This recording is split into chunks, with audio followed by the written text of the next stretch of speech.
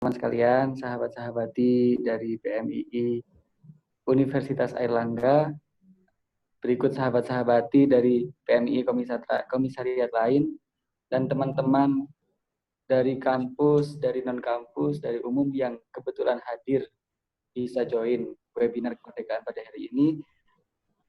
Terima kasih sebelumnya kami ucapkan atas ketersediaannya mengikuti acara kami, sudah meluangkan waktu untuk mengikuti dan sharing bersama terkait ikhtiar menuju Indonesia merdeka dari pandemi, yang dalam hal ini dihandle oleh Rayon Kesehatan PMII Komisariat Airlangga. Dan kebetulan kami mengundang Dr. Zaki dan Bapak Fahrul Muzaki sebagai pembicara. Baik, perkenalkan, saya Muhammad Abdul Arham Ali Kami, mahasiswa Fakultas Kesehatan Masyarakat Universitas Airlangga, dan kebetulan hari ini diamanahi sebagai pengurus di Biro Amaliyah PMII Komisariat Airlangga, dan hari ini diamanahi juga menjadi moderator untuk memandu jalannya webinar. Itu saja mungkin dari perkenalan saya. Selanjutnya, sebelum mengawali webinar pada hari ini, alangkah baiknya kita berdoa dengan harapan semoga ke depan di 2 jam, 3 jam ke depan, acara kita berjalan dengan lancar tanpa halangan suatu apapun. Ala hadi niyati sholihah, al-fatihah.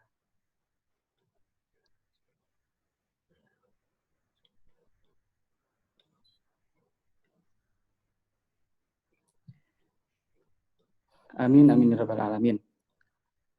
Untuk selanjutnya, yakni sambutan akan disampaikan oleh Ketua Rayon Kesehatan Airlangga kepada saudari sahabati Nur Mulyani, dipersilahkan. Bismillahirrahmanirrahim. Yang terhormat pada pemateri pada siang hari ini, Dr. Maki Zamzami selaku koordinator COVID Nahdlatul Ulama, dan Mas Fahrul Muzaki selaku dosen ilmu politik Universitas Airlangga, sahabat-sahabat di Rayon Kesehatan, dan hadir.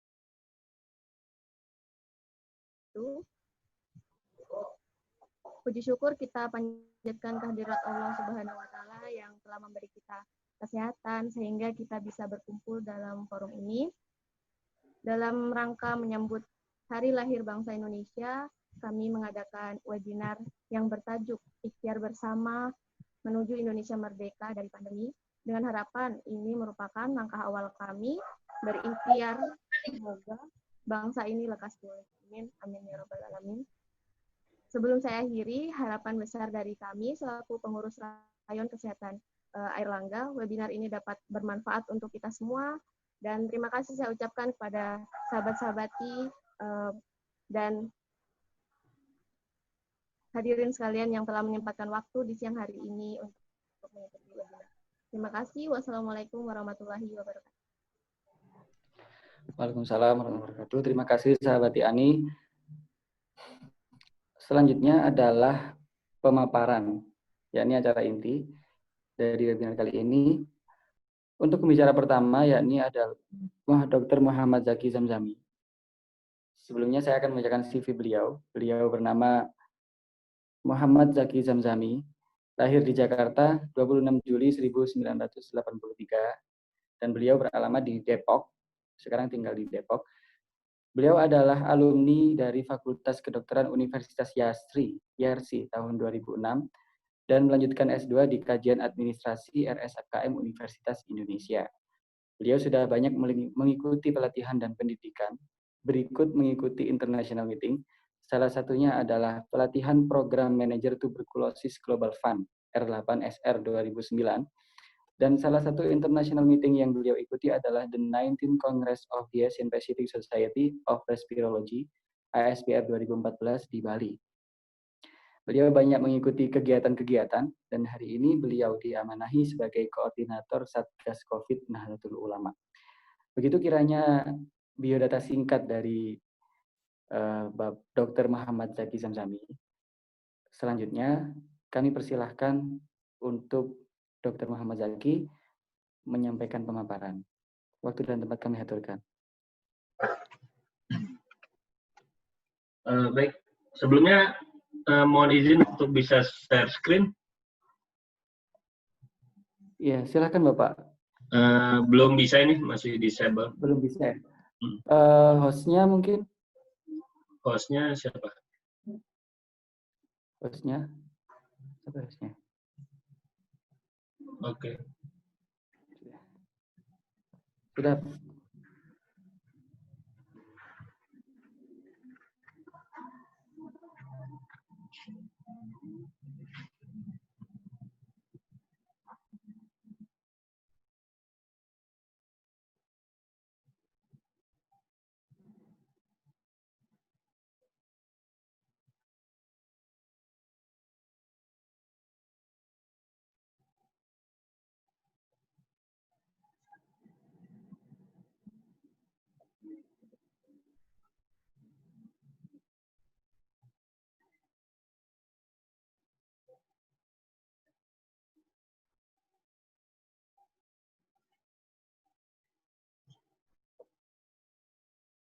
Baik, Assalamualaikum warahmatullahi wabarakatuh.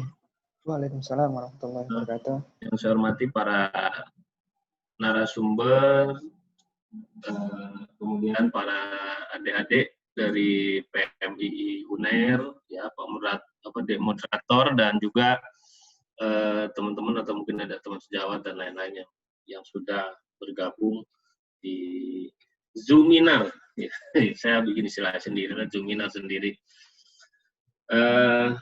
Jadi pertama terima kasih atas undangannya, ya senang saya bisa berbagi atau sharing bersama teman-teman semua, ya terutama yang memang lagi concern dan anak-anak muda ya juga yang saat ini juga sebagai sebagai ujung tombak juga nih dalam penyebaran COVID atau pencegahan. Jadi menjadi pilihan ingin menyebarkan atau mencegah, itu menjadi pilihan. Baik, sederhananya ya saya kebetulan diamanahkan tanggung jawab berat dari bulan Maret untuk bisa membantu Satgas NU Peduli COVID ini, ya. Jadi saya dan bersama teman-teman semuanya ini nggak akan bisa berjalan tanpa adanya dukungan dari semua pihak, baik dari teman-teman lembaga-lembaga maupun warga NU dan masyarakat semuanya. Kita sudah tahu ya dari bulan Februari itu Indonesia sudah mulai waspada ya terkait dengan pandemi ini. Sebetulnya itu sudah menjadi alarm di bulan Desember, di mana kasus baru sudah mulai ada di Wuhan, kemudian Februari ya itu mulai di Indonesia, lalu Maret 2 pasien sudah positif ya yang dari Jepang, kemudian berjalan lagi 14 Maret akhirnya menetapkan sebagai bencana nasional. Kemudian di 17 Maret menetapkan status darurat, hingga sekarang status darurat kesehatan masyarakat. Jadi kata-kata status darurat kesehatan masyarakat ini sebetulnya baru di Indonesia ini. Kenapa sih harus kesehatan masyarakat? Karena memang satu-satunya ujung tombak untuk pencegahan adalah dari masyarakat. Dari masyarakat itu sendirilah kita bisa bergotong royong untuk mencegah. Apalagi sekarang day by day itu setiap hari naik terus ya. Saya hampir beberapa minggu lalu sedikit jenuh juga dengan data-data yang terus-menerus naik. Agak-agak bagaimana gitu melihat data dari bulan Maret terus-menerus kita menganalisa data ini, waduh. Ya, karena apa? Karena kita miris jatuhnya ya, bahwa Indonesia sama sekali belum masuk ke peak-nya, ya justru malah masih di gelombang pertama ini kita belum selesai gitu. Kasus dunia ini saat ini 23, ini data sebelumnya ini 22 juta, sekarang udah 23 juta. Kemudian sembuh 15 juta, walaupun yang meninggal range-nya masih 3,4% ya di beberapa negara, dan semua negara sudah sekitar 200-an lebih, ya 215 itu sudah masuk ke area penularan COVID aktif gitu ya. Indonesia saat ini masih di urutan 23, naik turun aja gitu kan. Nah, apalagi sekarang kita pakai zonasi. Ya, versi zonasi ini sebetulnya saya sedikit kurang terlalu percaya juga gitu, karena bagaimanapun juga mau hijau, mau merah, mau kuning, mau hitam itu hanya masalah waktu dan masalah tindak lanjutnya gitu. Jadi belum tentu di zona hijau itu benar-benar terbebas. Karena apa? Karena pergerakan orang dari yang berjalan ya, dari antar kota, antar provinsi, atau pertukaran barang dan lain-lain itu tetap ada. Tidak, kalau kita masih melakukan hal yang sama, ya maka ini bisa jadi ya naik turun aja kayak lampu merah, bisa hijau, bisa merah, bisa kuning, turun lagi, merah itu. Ya seperti itulah. Artinya proses ini akan terus berputar terus. Itu. Lagi saat ini di beberapa zona kuning atau hijau itu sudah mulai ada aktivitas sekolah ya, artinya yang sudah dijalankan gitu. Nah, secara global di beberapa negara ini ada beberapa kita coba kategorikan ya, ada negara yang tidak terkendali, ada kurang lebih 35 negara. Jadi prediksi wabah itu bisa sampai lebih dari 5 bulan, salah satunya USA dan Indonesia.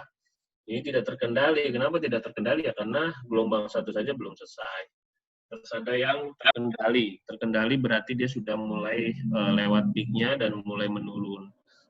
Seperti Singapura ya, ada 165 lah yang mulai bisa dikendalikan. Kemudian ada hampir selesai 13 negara. Beberapa waktu lalu itu ada acara ya, pool party di Wuhan. Pool party di Wuhan itu kelihatannya enak banget ya. Bisa sampai pool party seperti itu memerlukan yang benar-benar komprehensif ya secara umum. Dan benar-benar ketat ya. Memang kalau di sana kan negara komunis, satu aturan gitu. Jadi 11 juta penduduk Wuhan itu sudah dites. Walaupun jadi ada satu kasus atau apapun itu ya langsung bisa ketahuan gitu.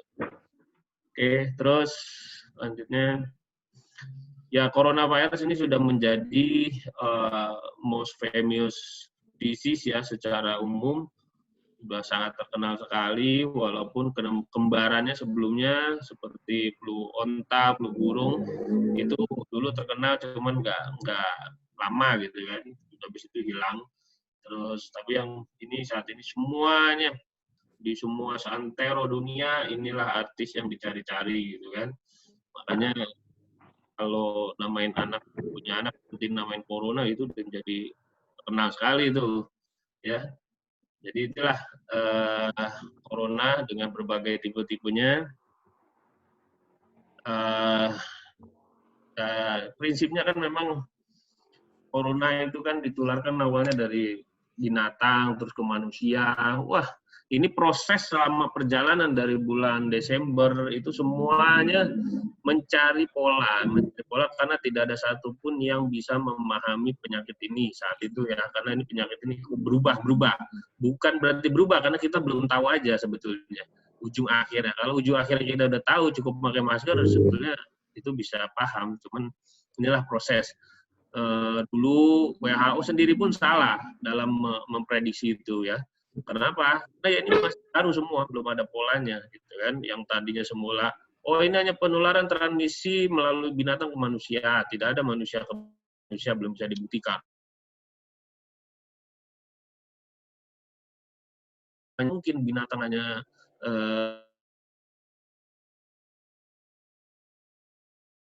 10 kali lipat, itu nggak mungkin. Akhirnya diselidiki baru dipercaya sekitar bulan Februari bahwa ini adalah penularan manusia ke manusia. Akhirnya diklaim lah itu.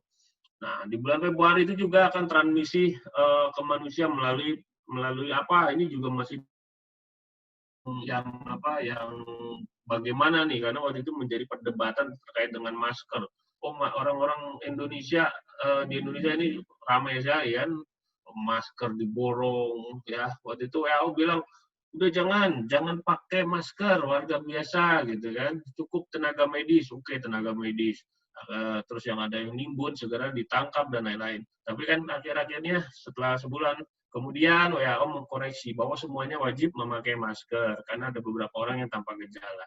Jadi ini adalah bagian dari pola-pola penyebaran, pola-pola kriteria atau profil dari satu penyakit ini yang masih belum bisa didetilkan ya. Karena dia sangat berbeda. Bahkan genom virus di Indonesia dengan genom virus di Amerika itu berbeda. Kenapa berbeda? Karena ternyata genom di Amerika ini dia mempunyai susunan RNA yang lebih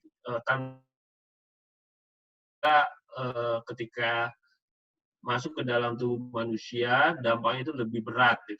Maka bisa dibayangkan angka kematian di Amerika itu sangat tinggi sekali karena memang genomnya itu tipenya sangat berat sekali. Di Indonesia bagaimana? Mungkin berbeda gitu. Makanya sekarang lagi berlomba-lomba untuk vaksin. Nanti kita akan terangkan yang lain.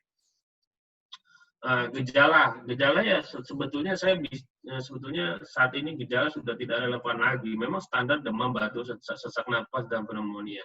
Hanya saja sekarang COVID ini menjadi 1000 wajah gitu ya, 1000 wajah karena bisa jadi COVID ini juga bisa menyebabkan gagal ginjal, COVID ini juga bisa menyebabkan tekanan darah tinggi dan lain-lain ya. Jadi dia mempunyai 1000 wajah yang bisa menyamakan atau berubah-ubah jenisnya.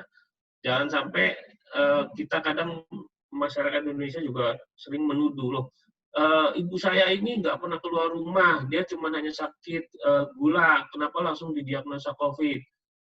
Gitu kan? Jadi menduga rumah sakit main menyalahkan tiba-tiba langsung COVID aja gitu kan?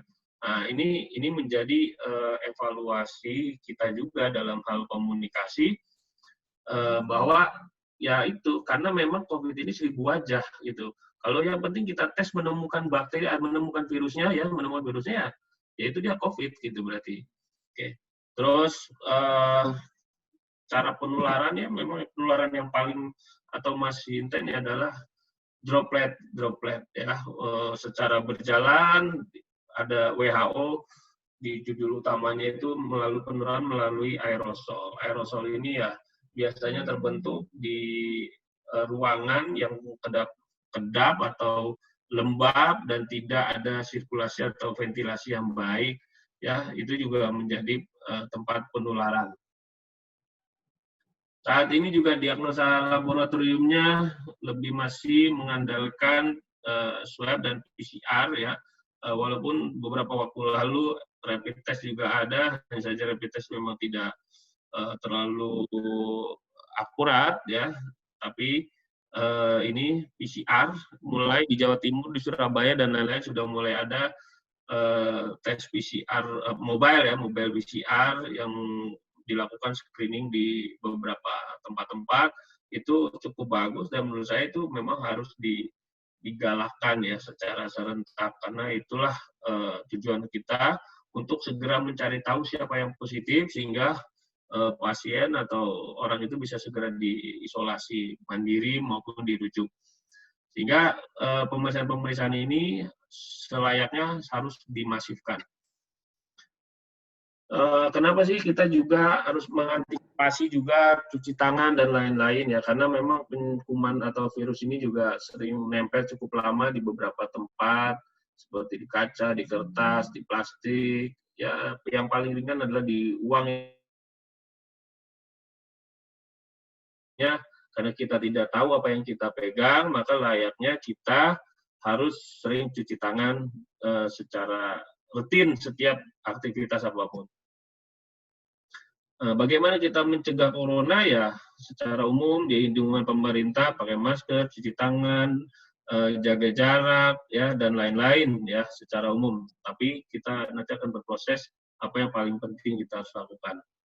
Kemudian bagaimana sih kalau kita misalnya untuk melakukan isolasi mandiri gitu? Kalau misalnya beberapa pasien yang melakukan isolasi mandiri, ya kita harus terus sering gunakan masker.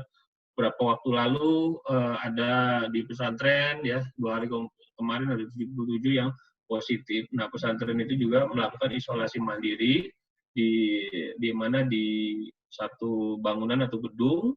Ya sudah, itu harus dihadapi dan itu harus dilakukan. Kita jangan seolah-olah ada yang positif COVID itu menjadi aib. Tidak, justru kita itu harusnya senang dan bersyukur kalau misalnya ada orang-orang yang dengan aktif melakukan pemeriksaan dan ternyata hasilnya positif. Itu bagus. Karena apa? Karena setelah dia tahu, dia tidak menularkan. Dia harus tetap ada di rumah, langsung di rumah dan dipantau. Coba kalau dia tidak tahu, dia tetap aktif menularkan, bahkan kadang-kadang suka lupa menggunakan protokol. Nah, itu menjadi masalah. Apalagi kalau misalnya masih berhubungan dengan orang tua di rumah, gitu, yang terutama yang rentan, itu akan sangat bahaya sekali. New normal, ya bahasanya jadi NU normal. Maksudnya di sini artinya kita memang seupaya mungkin harus bisa menyesuaikan adaptasi kebiasaan baru kita dengan memakai masker dan lain-lain. Itu adalah satu upaya, satu ikhtiar kita untuk bisa mencegah COVID ini. Bukan berarti ini adalah imbauan pemerintah yang istilahnya wajib atau hal apa-apa, bukan. Tapi ini adalah untuk protektif diri kita sendiri dulu, membangun kesadaran untuk bisa berubah menjadi lebih baik dan menjadi terutama tidak menularkan ke orang lain. Ya, jadi ada istilah I'm safe if everyone is safe gitu. Jadi ya kita justru akan aman kalau semuanya aman gitu. Kita justru kebalikannya, kalau kita yang aman, yang lain tidak aman, justru malah akan membuat kita menjadi tidak aman gitu. Karena apa? Ketika saya doang yang pemakai masker, kamu tidak, ya potensi kamu menularkan ke saya itu lebih besar gitu ya. Makanya kita di sini tidak bisa egois, harus gotong royong, harus saling mengingatkan dan harus saling bahu-membahu untuk bisa melaksanakan semua protokol. Nah, peran dari NU sendiri selama ini saya pikir sudah sangat cukup signifikan sekali ya. Ini sesuai dengan arahan. Bahkan kita lebih dulu melaksanakan kegiatan membentuk satgas tanpa ada instruksi atau acuan dari pemerintah terlebih dahulu. Kita membuat protokol itu disebarkan ke seluruh PCNU dan PCNU dan PWNU seluruh Indonesia untuk segera membentuk satgas di masing-masing daerah ya dalam merespon hal pandemi ini. Walaupun saat itu baru didiagnosa 2 yang positif, kita sudah anggap itu pandemi. Segera laksanakan semua susunan jajaran struktur, segera melaksanakan protokol tersebut. Sampai detik ini, ya ini kurang lebih awal bulan, pertengahan bulan lalu ini data ini dikumpulkan, itu kita melaksanakan 5 strategi promotif, preventif, kuratif, dan koordinasi dan ekonomi. Semua dilakukan lebih dominan sekitar 85% ini adalah sektor swasta, mandiri. Jadi kita bekerja sama swasta dan juga dari warga NU melalui Lazis ya, semuanya ini kita sudah bisa kurang lebih 292 miliar membantu. Kurang lebih 29 miliar untuk bisa membantu dalam program respons Satgas NU Peduli COVID ini dengan 5 strategi tadi ya. Ada disinfektan, terus kemudian penyemprotan, masker, bantuan nakes, dikuratif di RSNU, pelayanan jenazah, dan terus mobilisasi santri pulang. Bahkan kita ada 219 mobil keliling yang aktif melakukan muter-muter untuk sosialisasi, edukasi di masyarakat terkait dengan pencegahan COVID ini dengan bahasa masing-masing.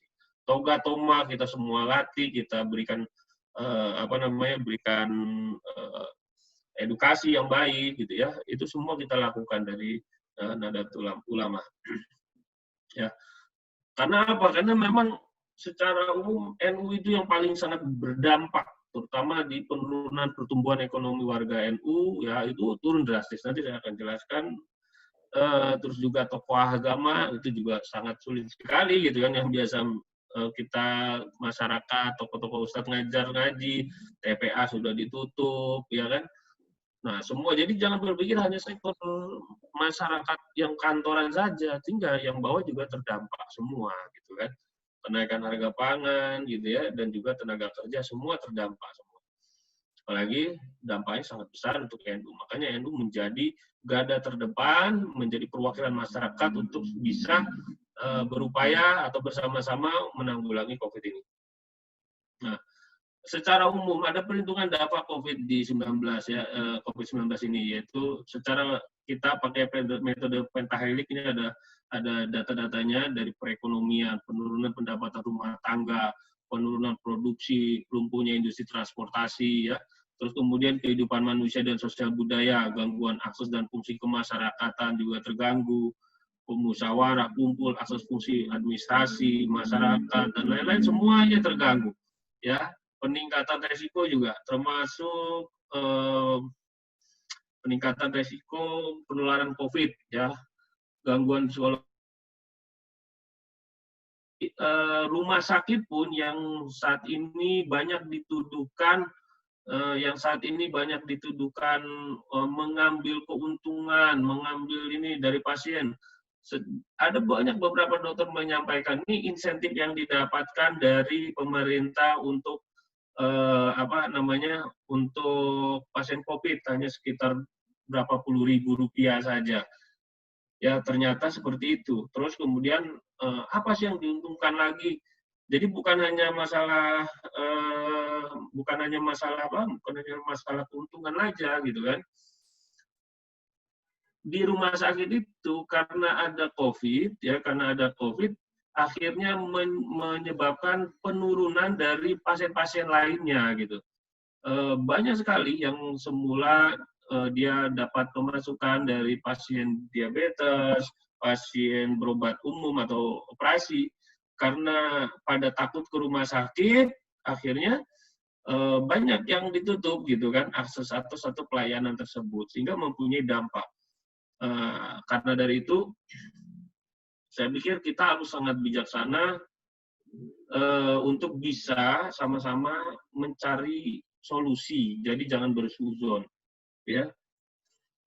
Ini secara umum gambarannya, ya, penurunan kita ini secara dihitung-hitung perkiraan sampai Desember ini mempunyai kerugian sekitar 11.110 triliun, ya. Ini asumsinya penurunan pendapatan rumah tangga sebesar 880 triliun, ya. Ini yang menengah ke bawah itu turun sekitar 3.600.000. Nah, yang sektor yang kelas menengah ini yang terutama yang sangat terganggu ininya, ya, penurunan pendapatan rumah tangganya. Ini juga cukup berat, ya, orang-orang yang menengah, kelas menengah, karena cukup banyak PHK yang gaji di atas 3.600.000 dan lain-lain, itu semua turun drastis mereka. Terus kemudian penurunan transaksi perdagangan kurang lebih sekitar 17 triliun, lumpuh pariwisata 162 triliun, lumpuh transportasi 41 triliun, lingkungan hidup, ya, penambahan pemusnahan limbah medis, ya, itu juga sekitar 75 juta dan lain-lain. Ini akhirnya mempunyai kerugian yang dampaknya dalam beberapa resesi kemarin, triwulan 2 kemarin, kita kurang lebih, kalau nggak salah, terdapat perlambatan atau penurunan ekonomi sebesar 4%, dan masuk ke triwulan 3 ini masih kontraksi, naik turun, kita lihat aja nanti apakah ini minus juga atau enggak perekonomian kita, ya. Dan dampak tenaga kerja di beberapa daerah ini juga paling tinggi nih saat ini. Yang punya dampak adalah di Jawa Barat sebesar 311.591 jiwa, ya, yang mempunyai dampak untuk tenaga kerja.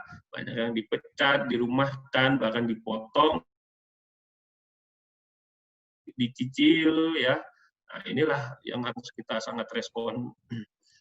Lalu bagaimana sih untuk bisa keluar dari pandemi ini, gitu kan? Sebetulnya sih sederhana saja, gitu, bahwa oke, kita perekonomian penting karena urusan perut juga, terus kemudian kesehatan juga penting, karena untuk menjaga ini ya mau nggak mau kita harus ambil alternatif, yaitu dengan cara merubah perilaku kita menjadi kebiasaannya harus selalu menggunakan masker. Pertama adalah menggunakan masker. Karena kenapa menggunakan masker? Menggunakan masker itu adalah hal yang paling mudah dilihat dan yang paling penting untuk mencegah penularan. Karena kalau masker kan orang nggak pakai masker kita bisa tegur, pakai masker dong. Dan disitulah di mulut kita, di pernapasan kita lah sumber munculnya penularan-penularan. Jadi yang paling pertama adalah wajib menggunakan masker di saat bukan keluar rumah lagi, saat bertemu dengan orang atau berhadapan dengan siapapun pakai masker. Pakai masker. Itu aja tuh yang menurut saya yang paling pertama. Ya, itu juga apakah jaga jarak itu adalah menjadi variabel atau alternatif-alternatif lainnya. Paling pertama adalah menggunakan masker, yang kedua mencuci tangan, yang ketiga menjaga jarak. Itu adalah runtutan-runtutan perilaku kita yang harus dirubah secara bertahap dan menjadi kebiasaan kita. Mau tidak mau itu harus menjadi kebiasaan. Ya, ini seperti saya gambarkan di screen ini, bahwa di bisnis makan kafe sudah mulai berubah. Justru malah kalau tidak pakai masker kita malah harus perhatikan, bukan kembali ke normal lagi. Kita harus beradaptasi gitu. Ya, mau jenis apapun ya, yang penting kita sudah dibiasakan itu.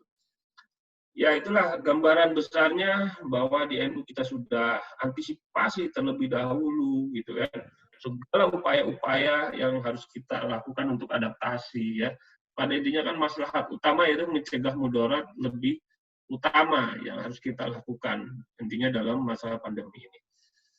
Mungkin itu saja dari saya. Terima kasih. Assalamualaikum warahmatullahi wabarakatuh. Waalaikumsalam warahmatullahi wabarakatuh. Terima kasih Dr. Zaki, Dr. Maki, maaf. Pemaparannya sangat informatif sekali. Teman-teman mungkin ada yang ingin didiskusikan dengan Dr. Maki? Silakan teman-teman. Langsung saja raise hand atau nulis chatnya ke saya, pertanyaannya ke saya, atau langsung silakan.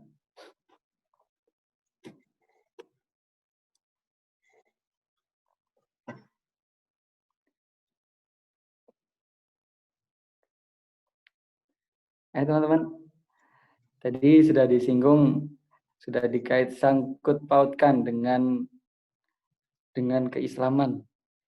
Nah, ini sangat menarik sekali loh teman-teman. Untuk kan langsung saja.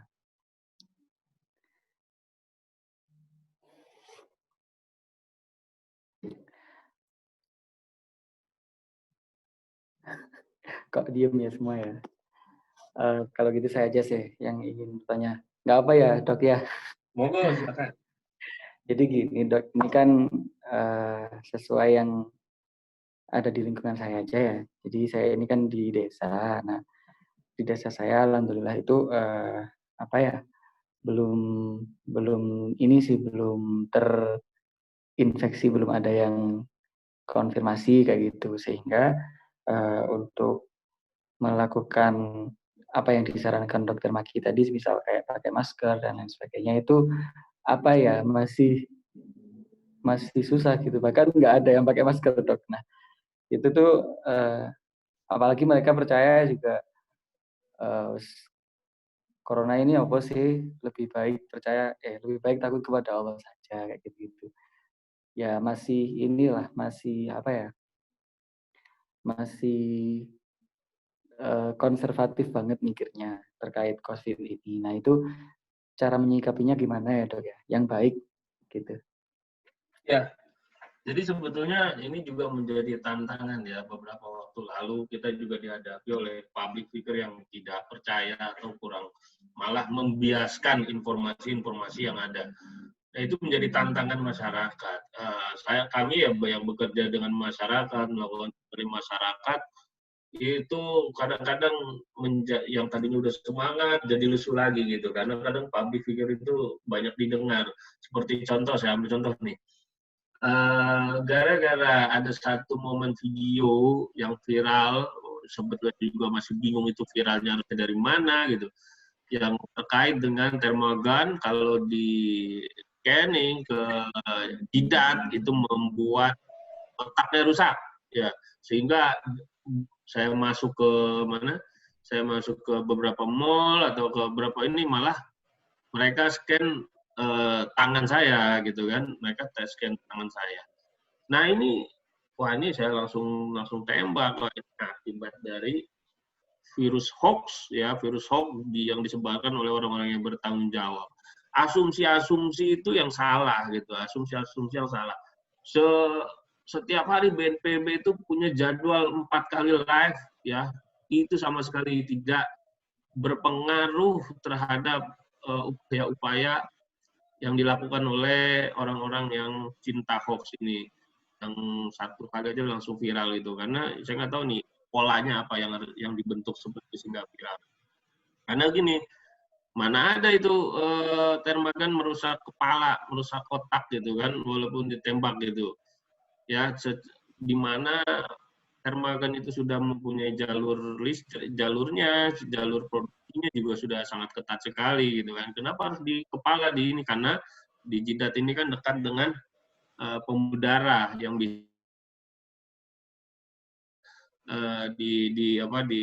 dihantarkan oleh arteri di jidat ini diubah menjadi formacu yang ditampilkan secara digital. Kalau di tangan pembuluh darahnya agak lebih mendalam, jadi nggak terlalu terlihat, nggak terlalu agak susah untuk dideteksi kalau di tangan karena pembuluh darahnya lebih masuk ke dalam gitu ya. Nah, disinilah yang menjadi concern kita, terutama di desa-desa ya. Kadang-kadang informasi apa yang masuk desa ya itulah yang menjadi yang mereka lihat gitu. Kalau misalnya mereka nggak seneng nonton TV, nggak seneng atau mereka milih nonton YouTube dan lain-lain, ya itu yang mereka pilih gitu. Jadi disitulah sumber-sumber informasi yang salah masuk. Nah, jadi bagaimana kita merespon? Nah, justru teman-teman yang masih pada muda-muda ini ya harusnya bisa membantu upaya kita untuk bisa menyampaikan komunikasi informasi dengan gayanya masing-masing, terutama yang di desa. Ya, karena menurut saya miskomunikasi dan disinformasi dari pemerintah atau siapapun itu ke masyarakat adalah karena gaya penyampaiannya yang salah. Kalau menurut saya, ya, yang mudah diingat masyarakat mungkin saat ini ada beberapa hal yang masuk TikTok dengan gaya informasi itu dia bisa masuk, ya. Dan kan gaya informasi bagaimana dia masuk, ya. Itu yang pertama saya mungkin dengan gaya informasi yang disampaikan oleh teman-teman nih yang masih muda-muda nih, yang di daerah masing-masing mungkin bisa masuk ke dalam teman sebaya minimal atau ke orang tua. Itu ya poin pertama. Poin kedua adalah kadang-kadang ya memang udah menjadi tabiat kita, kadang-kadang kita itu belum merasa ngeh kalau belum atau teman kita yang kena gitu. Ya kadang-kadang atau bagian dari keluarga kita yang kena, baru pada ngeh. Ya saya ambil contoh misalnya ya, baru-baru ini ya kan dekat dari Sidoarjo kan juga wakil atau bupati PLT itu kan juga meninggal COVID juga ya. Terus ketua DPRD anaknya Mbak Maimun ya juga meninggal karena COVID juga gitu. Itu kalau dimasukin rasional, kita masukin logika kita gitu ya, sekelas para ulama dan anggota dewan saja bisa terkena, apalagi kita, gitu kan? Dan meninggal, apalagi kita. Itu kan istilahnya, ya bukan saya membeda-bedakan, istilahnya ada fasilitas kesehatan lah. Fasilitas kesehatan, misalnya ada di pejabat, pasti ada fasilitas kesehatan yang didahulukan atau apapun itulah pokoknya ya, yang misalnya karena kebutuhan sakitnya, pasti bisa berobat di dalam negeri, di luar negeri, terserah kan kita gitu loh. Bahwa mereka saja tidak bisa terlindungi, apalagi kita, sama saja. Gitu kan, sama saja sebetulnya. Nah, disinilah yang harus kita masukkan rasional cara pemikiran kita, cara mindset kita berpikir bahwa semuanya mempunyai potensi terkena. Ya memang tidak kasat mata gitu kan, tapi ya bukan berarti tidak ada gitu. Tidak kasat mata bukan berarti tidak ada. Ada, kalau nggak percaya, cuman belum nyampe ke kita. Ya, setidaknya kalau nyampe ke kita, kita sudah well prepare dengan cara apa? Dengan cara menggunakan masker. Ketika secara tidak sengaja kita ketemu orang yang tidak pernah kita temui dan ternyata dia itu adalah positif, kita sudah menggunakan masker, aman. Tiba-tiba kita bertemu dengan teman, udah lama nggak ketemu, kita tetap menggunakan masker nih. Si teman ini tidak menggunakan masker, ya kan? Yang kita sempat ngobrol. Terus kemudian besoknya ternyata dia positif COVID. Lalu apa yang kalian pikirkan? Coba. Pertama pasti deg-degan. Ya Allah, saya ketemu nih. Ya, yang kedua kita baru mikir, untung saya pakai masker ya. Pas saya tes, kita periksa ternyata kita negatif. Alhamdulillah, kita pakai masker saat ketemu atau bicara dengan dia.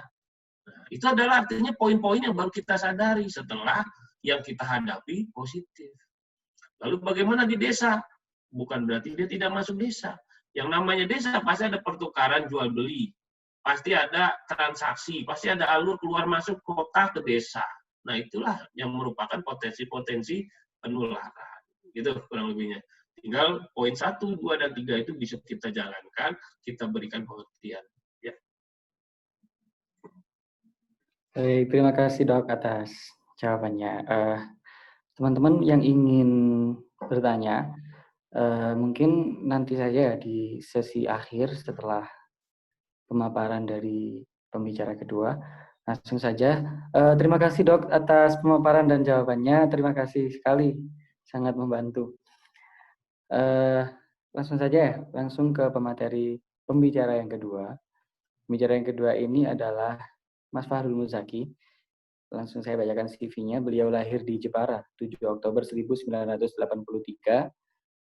Beliau kuliah di jurusan Ilmu Politik, Fakultas Sosial dan Ilmu Politik Universitas Airlangga, sekaligus S2 juga di FISIP Universitas Airlangga, dan sekarang menjadi dosen di FISIP Universitas Airlangga. Jadi beliau sekarang menjadi dosen, beliau tinggal di Rungkut, Surabaya. Beliau sudah banyak mengikuti pelatihan dan seminar. Ini saya baca CV-nya banyak sekali, saya tidak bisa membacakan satu persatu. Penelitiannya juga sangat banyak. Salah satunya adalah terkait, kemudian beliau juga punya tulisan yang sudah sering dipublikasikan. Salah satunya adalah Warisan yang hampir musnah, diterbitkan di Harian Jawa Pos Jumat 3 November tahun 2006. Itu saja mungkin CV singkat dari pembicara kedua kita, Mas Fahrul. Selanjutnya, waktu dan tempat kami aturkan kepada Mas Fahrul. Silakan. Baik, terima kasih Mas Moderator. Assalamualaikum warahmatullahi wabarakatuh. Waalaikumsalam warahmatullahi wabarakatuh. Alhamdulillah wassalatu wassalamu ala Rasulillah Sayyidina Muhammad ibn Abdillah. Amma ba'd. Saya nanti mungkin agak lompat-lompat. Suara saya bisa kedengeran ya, Mas ya? Bisa Mas. Oke, jadi saya ingin menyampaikan pandangan saya mungkin agak lompat-lompat. Kalau tadi Dr. Maki lebih terstruktur dan memang fokus lebih ke medis ya, kebanyakan perspektif medis. Nah, saya kalau lompat-lompat, jadi ada beberapa hal yang ingin saya sampaikan dalam forum ini. Yang pertama, bahwa dalam perkembangan pandemi COVID-19 ini ada beberapa hal yang bagi saya ini menjadi dilema ya. Dilema dari mulai awal sekitar bulan Maret dulu sampai nanti dan barangkali mungkin seterusnya ya. Bagaimana kita menghadapi situasi pandemi ini. yang pertama kali muncul, yaitu polemik baik di pemerintahan maupun di masyarakat dan media ya secara umum. Bagaimana sih kita menyikapi keberadaan pandemi ini, keberadaan COVID-19 ini? Perdebatan awal yang sampai sekarang pun masih dicarikan titik temu itu persoalan ketahanan ekonomi dan keselamatan jiwa. Nah, ini tadi sempat disinggung oleh Dr. Maki. Jadi kalau kita melihat pendekatan yang digunakan di banyak negara, saya mengambil contoh yang saya kira mewakili dua kutub itu. Di antaranya China ya, China dan Korea Selatan. Ini menjadi prototipe atau menjadi contoh bagaimana keberhasilan penanggulangan COVID. Tapi di sisi lain, di kutub yang lain itu Italia, jadi sekitar bulan Maret dulu. Sekarang sudah mulai berangsur-angsur grafiknya landai. Dan Amerika Serikat yang notabene menarik, sangat dinamis perkembangan di sana. Kalau saya melihat secara sekilas, secara sederhana itu ada semacam pilihan kebijakan atau pilihan pendekatan yang sifatnya itu bisa dibilang sulit untuk didamaikan. Kita memilih ketahanan ekonomi atau kita memilih keselamatan jiwa. Konsekuensinya pun secara sekilas itu berbeda. Kalau kita memilih ketahanan ekonomi, maka pembatasan itu menjadi kendala, pembatasan sosial ya. Jadi semacam social distancing atau mungkin bahkan lockdown itu menjadi kendala utama. Tetapi kalau kita melihat pendekatan yang di seberangnya, keselamatan jiwa masyarakat, maka pembatasan sosial itu menjadi semacam dalam tanda kutip keharusan, bahkan mungkin lockdown ya. Nah, beberapa negara yang saya sebutkan tadi termasuk juga India itu mengalami situasi yang justru tidak terperkirakan sebelumnya. Nah, kalau China itu memilih pendekatan keselamatan jiwa. Jadi memang langsung di lockdown total ya. Karena di sisi lain barangkali ketahanan ekonominya sudah memadai. Jadi ya sudah negara berinisiatif untuk memberikan subsidi paling tidak kebutuhan primernya itu dan delivery. Namun masyarakat harus mau menerima pembatasan yang sangat ketat dari negara. Itu kalau contoh di China ya. Kalau di Korea Selatan, ini saya kira contoh yang menarik untuk bisa relatif menyeimbangkan antara dua kutub yang berlawanan itu, antara keselamatan jiwa dan ketahanan ekonomi. Di Korea Selatan memanfaatkan teknologi digital terutama, dan memang konsekuensinya ya sebagian mengapresiasi, sebagian mengkritik bahwa di Korea Selatan itu karena perkembangan atau penggunaan teknologi yang sangat canggih dan sangat update itu, sebagian menganggap bahwa ini menerjang batas-batas pribadi seseorang, batas ruang privat seseorang. Jadi orang itu harus update terus di mana dan sedang apa ke negara. Termasuk juga by name, by address ya, ketika orang itu terinfeksi COVID. Kalau di sini kan masih dianggap tabu, masih ketakutan, bahkan istilahnya masyarakat sebagian itu ketika ada pengumuman mau ada rapid test atau swab itu malah menghindar. Bahkan ada yang terdeteksi pun sudah positif itu marah-marah. Nah, jadi kalau di Korea Selatan kelemahannya di situ. Jadi satu sisi penggunaan teknologi itu dianggap bagus, tapi di sisi lain menerjang batas-batas privasi seseorang. Namun Korea Selatan ini saya kira menjadi contoh menarik ketika pembatasan itu tidak dilakukan secara ketat. Jadi masyarakat karena mungkin juga pengalaman masa lalu ya, menghadapi beberapa pandemi sebelumnya yang tidak sampai mengglobal, tetapi itu cukup. Itu mereka mampu secara perilaku mampu untuk mengadaptasikan dirinya menghadapi pandemi. Jadi tanpa harus dibatasi, mereka sudah menerapkan new normal ya secara lebih awal. Jadi perilaku disiplin dalam menjalankan aktivitas sehari-hari sesuai protokol itu sudah terinternalisasi sedemikian rupa di masyarakat Korea Selatan. Nah, kalau di India, nah ini menarik. Jadi pemberlakuan lockdown dengan jumlah masyarakat yang sudah miliaran juga ya. Jadi mirip dengan Cina walaupun masih di bawahnya. Yang terjadi apa? Gejolak. Jadi masyarakat India yang relatif secara kesadaran politik itu sudah bagus, ketika diberlakukan lockdown ternyata protes. Jadi ada banyak sekali gejolak di sana dan malah situasinya semakin memprihatinkan ya. Jadi protes di mana-mana dan negara juga ketika mengambil langkah untuk lockdown itu ternyata tidak kapasitasnya tidak sebagaimana yang diharapkan. Jadi ada banyak kelemahan di sana. Jadi orang akhirnya malah mengantri untuk bahan makanan dan itu potensi penularannya juga besar.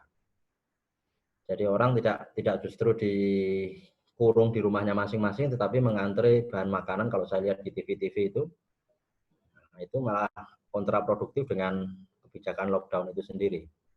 Atau di Italia. Jadi di Italia menarik, bilangnya lockdown, tetapi prakteknya itu testimoni dari dokter yang berasal dari China yang diperbantukan di sana, ternyata ini bukan lockdown, ini cuman abal-abal gitu. Jadi masyarakatnya masih tetap beraktivitas, tidak terlalu banyak berubah dengan situasi yang sebelum COVID ya. Itu di Italia. Di Amerika malah ini menarik sekali. Jadi presidennya pun sering bikin kontroversi ya. Jadi awalnya tidak mau menggunakan masker, tapi lama-lama ketahuan pakai masker dan lain sebagainya, menuduh Cina dan lain-lain. Nah, bagaimana dengan Indonesia? Nah, saya melihat antara dua kutub ini, ketahanan ekonomi dan keselamatan jiwa, terutama Pak Presiden ini berupaya untuk mungkin dengan segala kelemahan juga ya, karena situasi krisis ini kan memaksa keputusan harus diambil dalam waktu yang cepat tanpa harus melanggar norma-norma tertentu ya, norma-norma demokrasi dan lain sebagainya. Presiden Jokowi ini berusaha menyeimbangkan dua bandul, dua kutub yang saling ekstrim itu antara ekonomi dan keselamatan itu. Jadi memang konsekuensinya ya ketika berupaya untuk mencari titik temu atau jalan tengah itu konsekuensinya ya ini tidak selalu efektif ya, tidak selalu bisa diterjemahkan secara penuh dan tahan lainnya di luar presiden, termasuk kementerian. Lebih jauh juga tidak hanya kementerian, tetapi juga pemerintah di bawahnya, jadi pemerintah provinsi maupun kabupaten kota ya. Jadi dalam proses jatuh bangun itu mencari titik temu itu kita pemerintah kita atau negara kita ini ya ada satu sisi ada hal-hal yang saya kira perlu kita apresiasi, tapi di sisi lain juga ada kendala-kendala yang muncul. Pernah itu Menteri Kesehatan ini juga sempat mengeluarkan statement yang kontroversi ya, jadi malah justru mengundang keramaian, kegaduhan di masyarakat dan lain sebagainya. Jadi sampai sekarang ini kalau saya coba amati ketahanan ekonomi maupun keselamatan jiwa ini sebenarnya tujuannya ideal, tujuannya bagus, tetapi dalam praktiknya ada banyak menemui kendala. Belum lagi antara kementerian, kemudian satgas, kemudian pemerintah provinsi dan pemerintah kabupaten atau kota, kadang-kadang ada semacam tensi ya, ada titik tegang. Termasuk kalau kita di Surabaya ini kan kemarin sempat ramai, walaupun ini sudah mulai agak reda, itu pemerintah provinsi dengan pemerintah kota itu sempat bersitegang. Satunya menginginkan PSBB, satunya tidak mau PSBB. Padahal sudah zona hitam gitu ya. Sempat zona oranye kemarin, sekarang balik merah lagi, nggak tahu, mudah-mudahan nggak sampai hitam. Nah, berikutnya juga dilema yang yang melingkupi situasi krisis pandemi ini strong leadership sama weak leadership. Ini kaitannya juga yang tadi itu, ketahanan ekonomi maupun keselamatan jiwa ya. Strong leadership ini mengandaikan model kepemimpinan seperti di China itu. Jadi benar-benar tegas, konsekuensi sanksinya juga real. Nah, jadi apa istilahnya, pendekatan kebijakan yang diambil itu tidak ada kompromi, biasanya di negara-negara otoritarian ya. Sementara kalau weak leadership ini ya seperti mungkin ya di Italia itu ya, jadi kebingungan, terus kemudian panik, tapi juga tidak kunjung mengambil langkah sehingga malah yang terjadi itu pandemi semakin meluas, semakin mengerikan. Atau mungkin contoh di mana, di negara lain yang malah situasinya semakin mengerikan itu. Contohnya mungkin kalau saya nggak salah itu ya di India itu ya. Di India, terus Iran itu sempat ininya sangat tingkat penularannya sangat tinggi. Nah, berikutnya di level masyarakat. Di level masyarakat ini dilemanya itu obedience versus disobedience. Ini maksudnya patuh versus bangkang. Nah, ini menarik untuk kita cermati. Ini data mengenai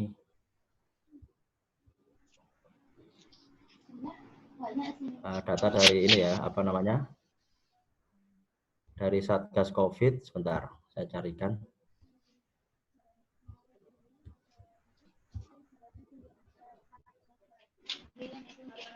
Nah, ini peta sebaran COVID ini ya.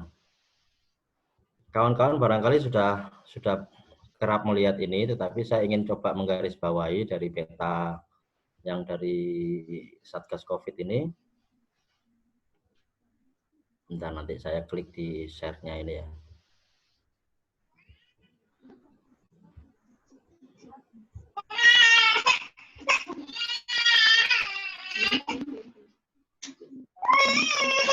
Itu anaknya siapa itu? Ada yang menangis tuh.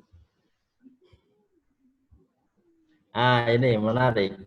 Secara umum ya, kalau di Indonesia kelihatan nggak share screen-nya ini? Halo? Kelihatan, Mas. Nah, ini menarik. Jadi di Indonesia ini berapa ini? 4 kategori ini semuanya naik. Trennya masih naik semua. Jadi antara yang terkonfirmasi atau yang positif, terus kemudian yang sedang mengalami isolasi, yang sembuh maupun yang meninggal, keempat-empatnya ini grafiknya naik terus.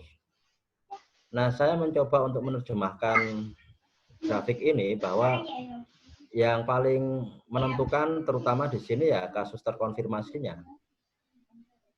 Kasus terkonfirmasinya sama jumlah sembuhnya ini ya.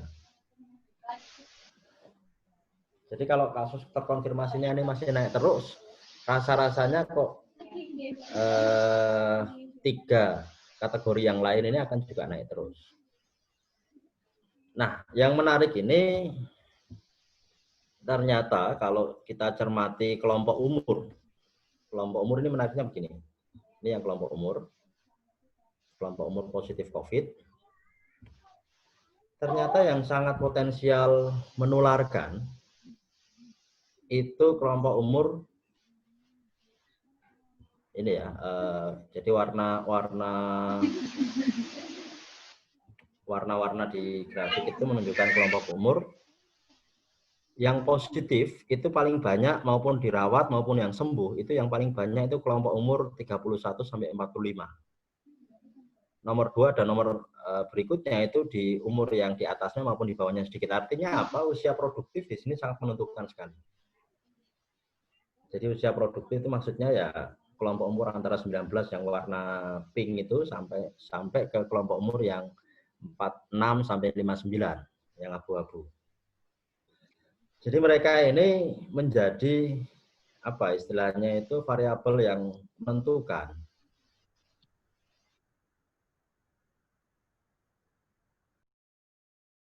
Nah, sementara yang kelompok umur yang meninggal ini yang paling banyak itu didominasi 46 sampai 59 tahun, tetapi juga nomor 2 ini di atas 60 tahun. Artinya apa? Biang keladinya kalau saya mencoba untuk mencari kambing hitamnya itu kelompok umur yang warna biru itu dan kelompok umur yang warna pink, termasuk juga yang warna abu-abu, yang menularkan, tetapi yang diakibatkan, yang menerima akibatnya, yang menanggung akibatnya itu kelompok umur 46 sampai 60 itu, di atas 60. Karena yang meninggal lebih banyak itu ya. Nah, ini menarik. Jadi itu satu hal. Kita melihat bahwa variabel yang kemudian paling menentukan ya, menurut saya itu kelompok umur justru usia produktif itu apakah dia istilahnya mampu untuk mengurangi tingkat ketertularannya itu. Tapi di sisi lain juga yang paling banyak sembuh itu ya kelompok umur usia produktif itu. Jadi dia menularkan saja, tetapi kemudian sembuhnya itu kemungkinannya besar. Jadi yang kena dampaknya itu yang kelompok umur yang 46 sampai 60 ke atas itu. Jadi kasihan. Itu satu hal. Nah, di sisi lain saya menemukan juga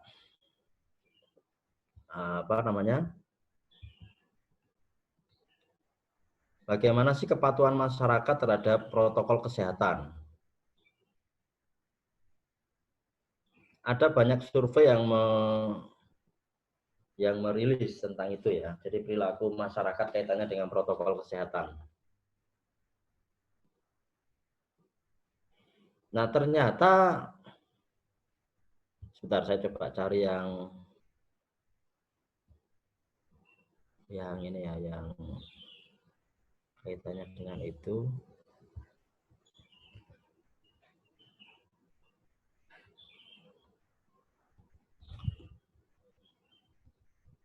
Ternyata juga didominasi oleh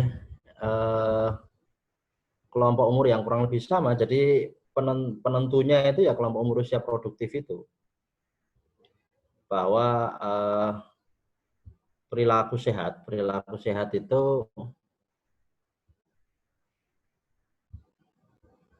ternyata kelompok usia produktif itu lebih tidak disiplin dibandingkan yang kelompok usia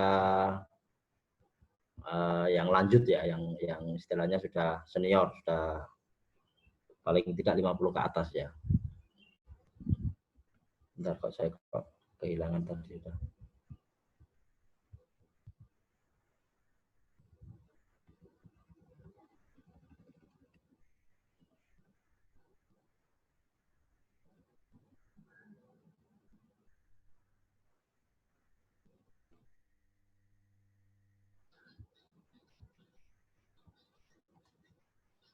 Jadi kelompok usia produktif itu justru yang kurang patuh terhadap protokol kesehatan.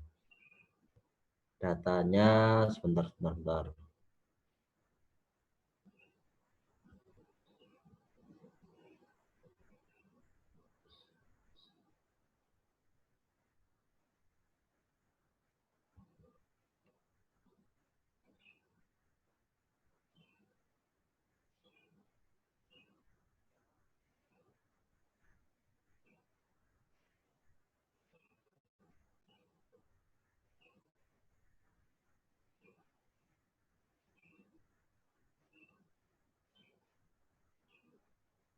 Ini. Saya mengacu atau mengutip hasil riset ya, hasil survei dari ini gimana nih? Dari yang pernah saya save ini, ini kawan-kawan bisa melihat bahwa muncul nggak di screen, muncul nggak dari BPS ya, dari BPS 2020.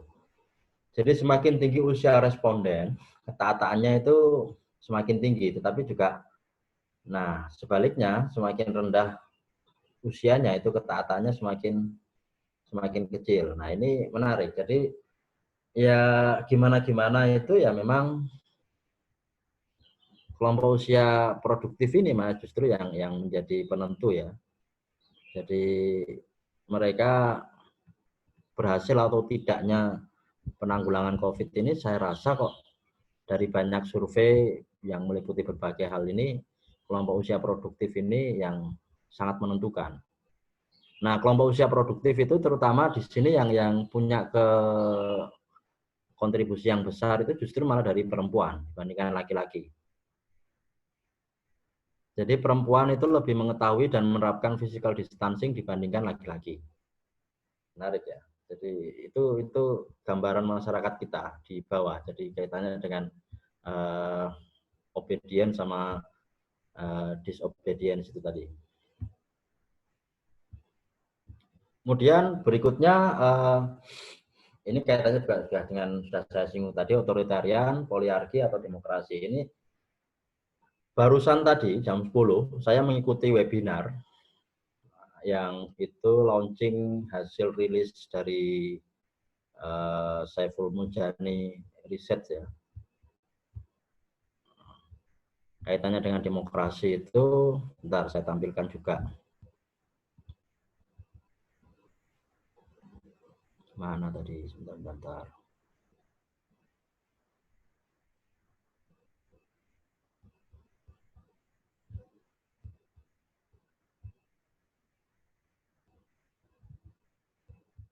Ini.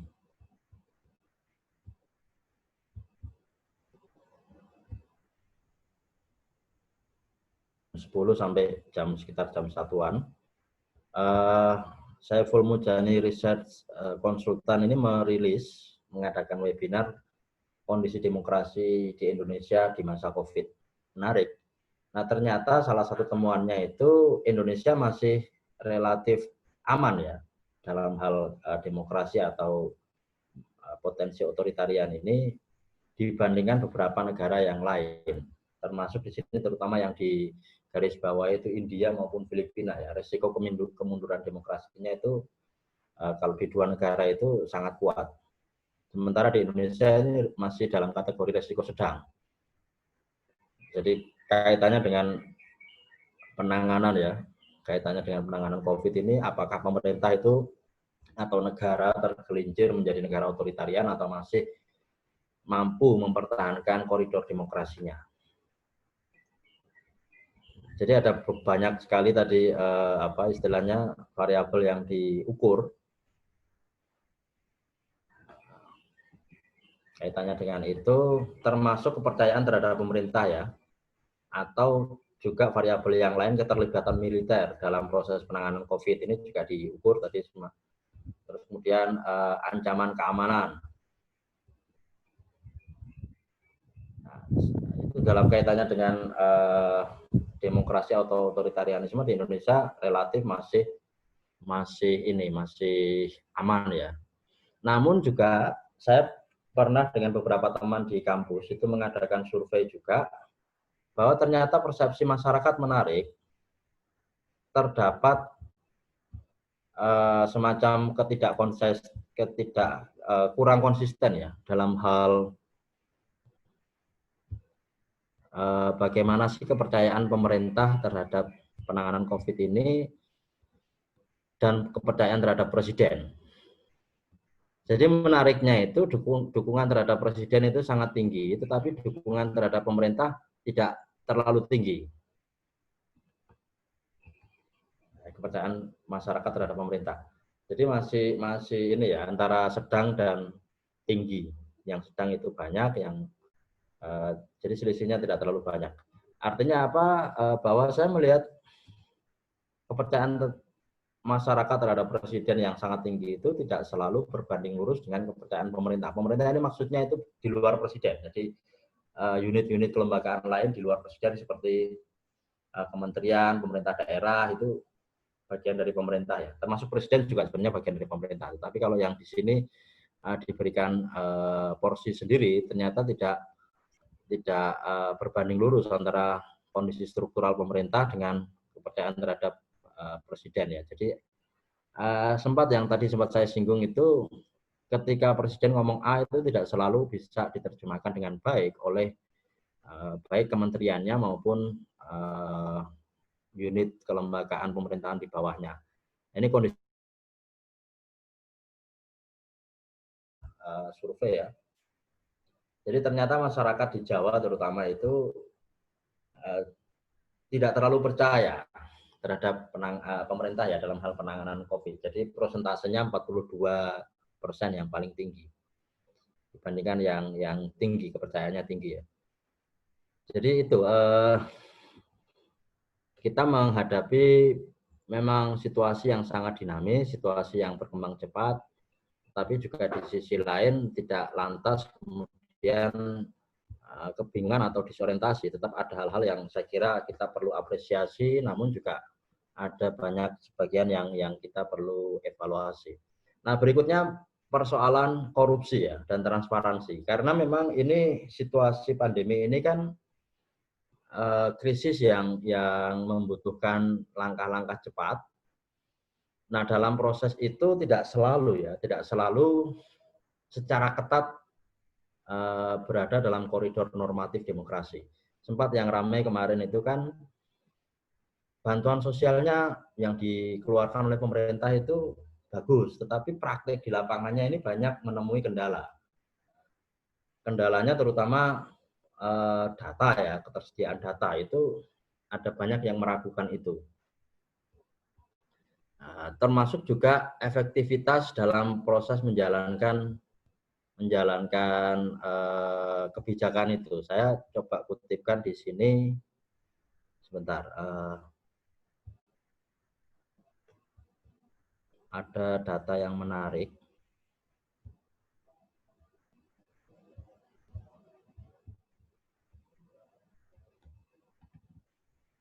Jadi apa saja sih yang dikeluarkan oleh pemerintah? Nah ini.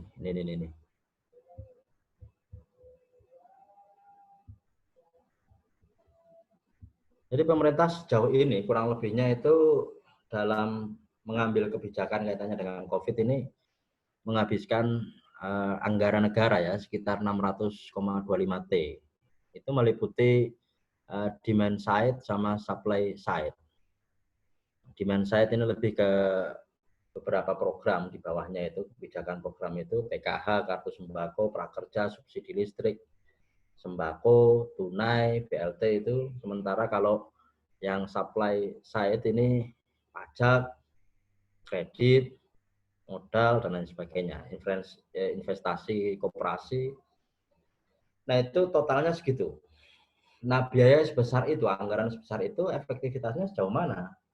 Nah ini yang tadi sempat saya singgung dengan potensi korupsi ya, potensi korupsi yang sempat muncul dan ramai diperbincangkan di media-media itu ya.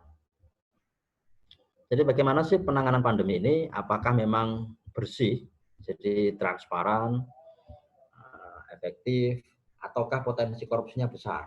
Ini juga persoalan. Jadi dengan anggaran yang sudah sangat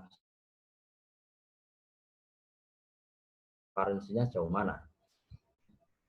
Ini menarik. Lalu berikutnya, ini saya kira sudah baik kaitannya dengan strong leadership sama tadi leadership ya. Bagaimana sih penanganannya kalau terdesentralisir ya potensinya itu potensi untuk tidak seragam kebijakan dalam pengambilan kebijakan itu akan muncul, termasuk seperti kasus di Jawa Timur maupun di Surabaya yang sempat ramai. Nah, sementara di sini yang saya ingin garis bawahi kaitannya dengan merdeka dari pandemi ini paradoks bonus demografi tadi sempat saya singgung.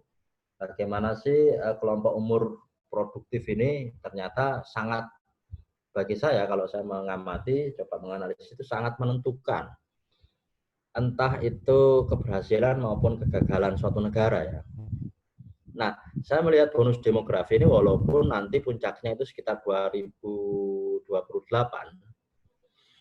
tapi sekarang ini kalau boleh saya mengatakan ini menjadi ujian pertama dari bonus demografi itu, ujian awal ya. Bagaimana sih kalangan muda ini menghadapi masa depan yang ujian awal yang sangat istilahnya sangat real, sangat signifikan ini ya melalui pandemi ini.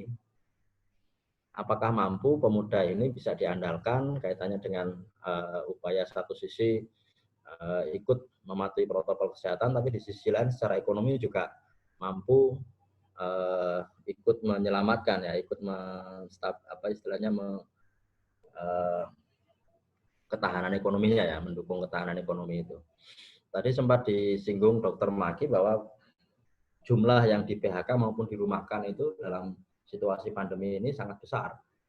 Sementara kawan-kawan mahasiswa yang sekarang masih dalam proses pendidikan itu juga mengalami kendala tersendiri ketika diberlakukan daring ya.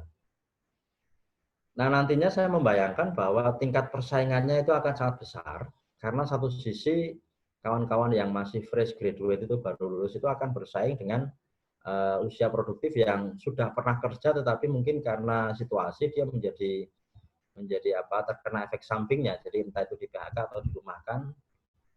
Sementara juga akan bersaing juga dengan kemajuan ini ya, kecanggihan teknologi yang itu sedikit banyak juga mempengaruhi supply, mempengaruhi bagaimana tenaga kerja itu kemudian disalurkan, jumlahnya terutama. Jadi bersaing dengan mesin lah itu.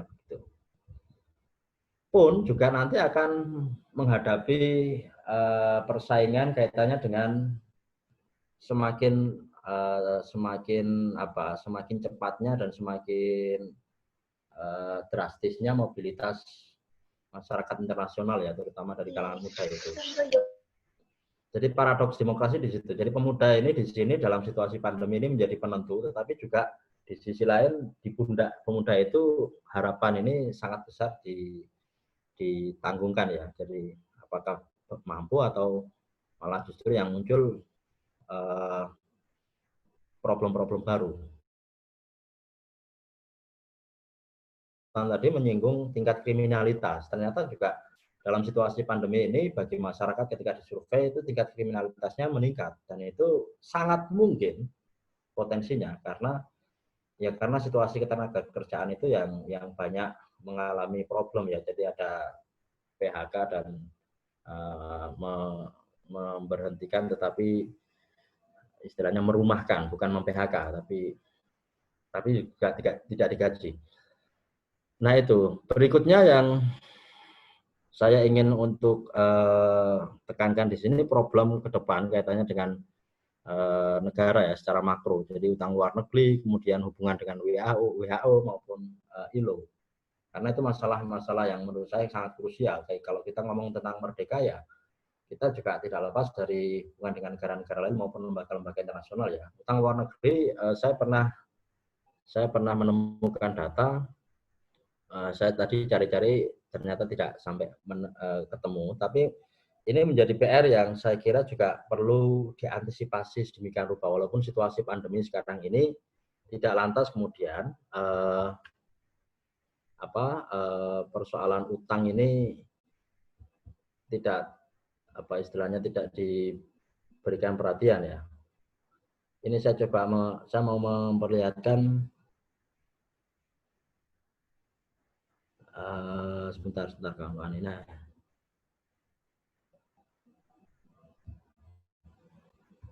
Jadi ada data menarik tentang proyeksi APBN ya. Mana tadi?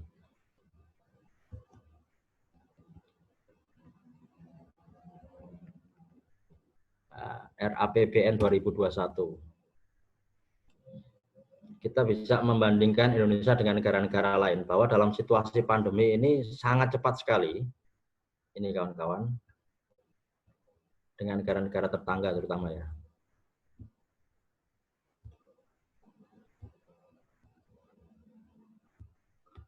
Sangat cepat sekali pergeserannya. Kuartal ini, 2 kuartal awal ini ya. Kawan-kawan bisa lihat di screen itu Indonesia ini kuartal pertama sempat positif 3,0. Sedikit negara dari seluruh negara di dunia itu yang kondisi ekonominya positif ya. Tapi tidak lama kemudian kuartal kedua mengalami negatif. Jadi defisit 5,3%. Ini data dari Bloomberg Trading Economics ya, Trading Economics. Dan itu dialami. Tidak hanya Indonesia, termasuk juga negara-negara lain ya. Yang masih dalam, yang menariknya kalau kita cermati secara ekonomi ini, yang masih dalam rentang di atas 0 itu ya Vietnam. Nah, Tiongkok menarik. Tiongkok dari mulai kuartal pertama itu negatif, kemudian sekarang sudah positif. Taiwan banyak. Nah, Indonesia yang dari 3,0 di kuartal pertama sekarang sudah minus 5,3. Ini juga salah satunya menurut saya ya kaitannya dengan utang luar negeri ya. Dan utang luar negeri itu nanti konsekuensinya jangka panjang. Nah, itu. Lalu berikutnya yang saya ingin garis bawahi juga itu yang tadi sempat disinggung oleh Dr. Maki, WHO, ILO, ini kan sempat muncul wacana liar ya di masyarakat, pandemi ini konspirasi atau enggak gitu. Saya pernah menulis persoalan itu, bentar saya cari di ini. Jadi ada seorang kawan yang curhat ke saya, jadi dia menjadi ustadz di mana? Di Jombang, salah satu pesantren di Darul Ulum. Menganggap bahwa situasi pandemi ini dianggapnya konspirasi. Saya kira itu menarik, itu juga menjadi problem masyarakat kita, khususnya di NU ya. Satu sisi memang sebagian masyarakat sudah mulai kesadarannya sudah mulai terbangun, sudah mulai bagus, tapi di sisi lain juga narasi-narasi itu masih berkembang, narasi konspirasi, terus kemudian narasi bahwa yang sifatnya fatalis ya, bahwa semua yang ada di masyarakat ini sudah ditentukan oleh Yang Maha Kuasa. Jadi orang mau meninggal atau mau hidup itu ya sudah ada garisnya, jadi nggak perlu terlalu paranoid dengan virus, dengan COVID. Narasi-narasi itu masih ada, masih berkembang. Ditambah lagi dengan narasi-narasi konspirasi itu bahwa ini bikin-bikinan negara-negara besar gitu, dan lain-lain. Tapi juga di sisi lain sudah mulai ada gerakan-gerakan yang saya kira mengarah ke kesadaran bahwa COVID ini memang nyata adanya, dan terlepas dari apakah ini konspirasi atau terlepas dari bagaimana ini dianggap sebagai kepasrahan ya. Terlepas dari itu sudah mulai ada beberapa kiai yang menurut saya menjadi motor yang bagus untuk dijadikan acuan bagaimana menyebarkan atau membangun kesadaran yang care atau yang peduli terhadap protokol kesehatan ini yang istilahnya menjadi arus di masyarakat ya. Beberapa di antaranya Gusmus, Kiai Mustafa Bisri, terus kemudian Kiai Miftahul Ahyar, kemudian Kiai Anwar Mansur, itu dalam banyak kesempatan itu memberikan teladan menggunakan masker dan tidak sekali dua kali itu menghimbau, bahkan juga mengajak mendesak masyarakat atau umat ini untuk bekerja, entah mau mengikuti ajaran fatalis, tetapi di sisi lain keberadaan virus itu ada dan sangat potensial menular dan juga menyebabkan tingkat kematian yang juga tidak tidak bisa dianggap remeh. Jadi protokol kesehatan itu harus dilakukan, harus dijalankan. Apakah Anda itu mau percaya teori konspirasi atau tidak?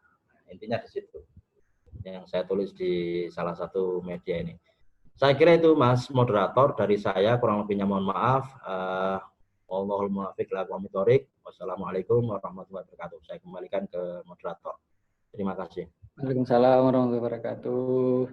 Ya ampun, sangat gamblang sekali ya penjelasan dari Mas Fahrul. Sangat banyak, sangat jelas. Sudah dijelaskan juga sisi positif dan negatifnya kayak apa.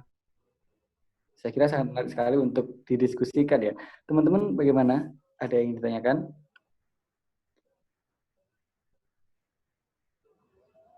Coba. Nah, ini ada dari sahabat Nur Mulyani. Assalamualaikum Dr. Maki, saya Nur Mulyani dari Universitas Airlangga. Izin bertanya, jika gejala COVID sudah 1000 muka dan rapid test sudah tidak efektif lagi, lalu bagaimana dengan daerah yang belum menerapkan PCR?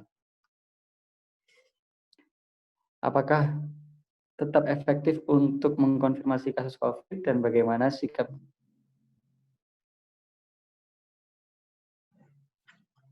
Ya, langsung dijawab aja Mas ya. Jadi memang dulu mungkin ingat pernah angka kematian kita itu sampai 9,3%. Sampai 9,3%, saat itu hanya sekitar 22 lab yang menjadi rujukan, gitu ya. Angka kematian 9,3%. Tapi setelah mulai banyak peralatan PCR dan diagnostik mulai bisa dilakukan di swasta, dirujuk ke lab rujukan, akhirnya angka kematian kita berbanding dengan angka temuan sekitar 5% menurun sampai akhirnya ya, masih ada sekitar 5-6% lah angka kematian kita. Nah, di sini artinya bahwa penemuan kasus itu sangat penting sekali untuk bisa mendiagnosa penyakit ini sejak awal, gitu ya. Dan juga sebagai denominator pastinya juga akan sangat berpengaruh gitu semakin banyak temuan.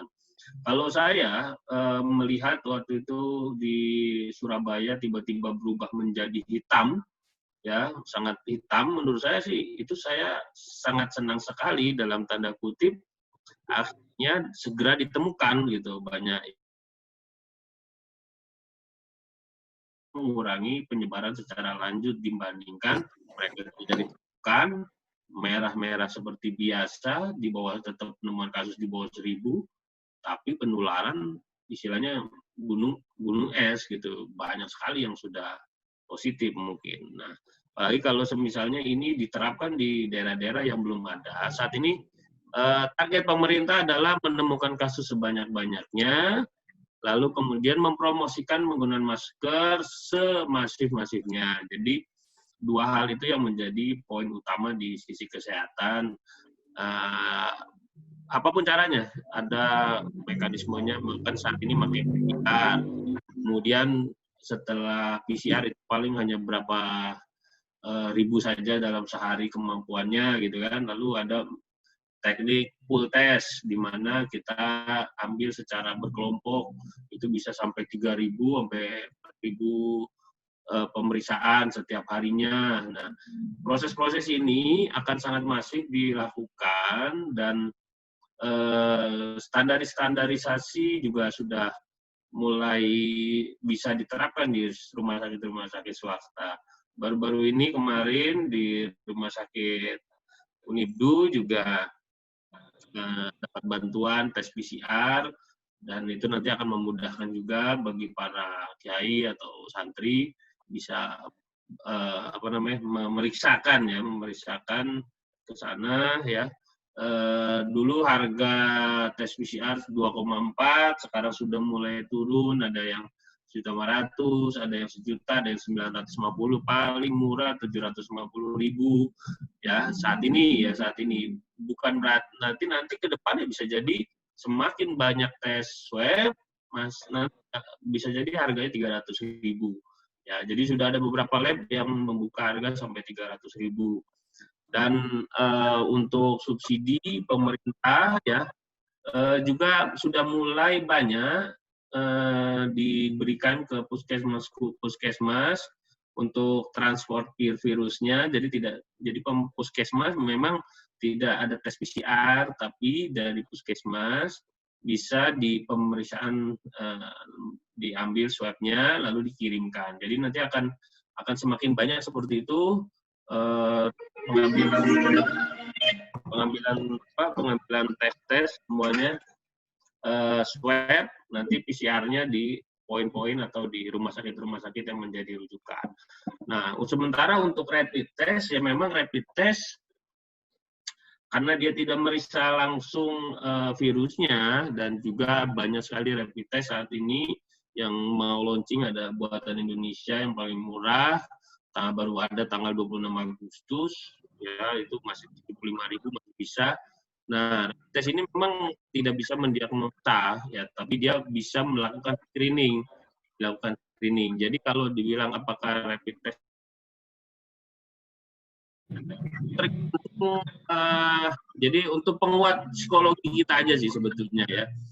Memang lebih utamanya adalah tes PCR, tapi jika tidak ada tes PCR, ada beberapa rapid test yang sangat bagus untuk bisa dilakukan tes ini. Akurasinya ya itu tinggal kita lihat dengan berbagai mereknya.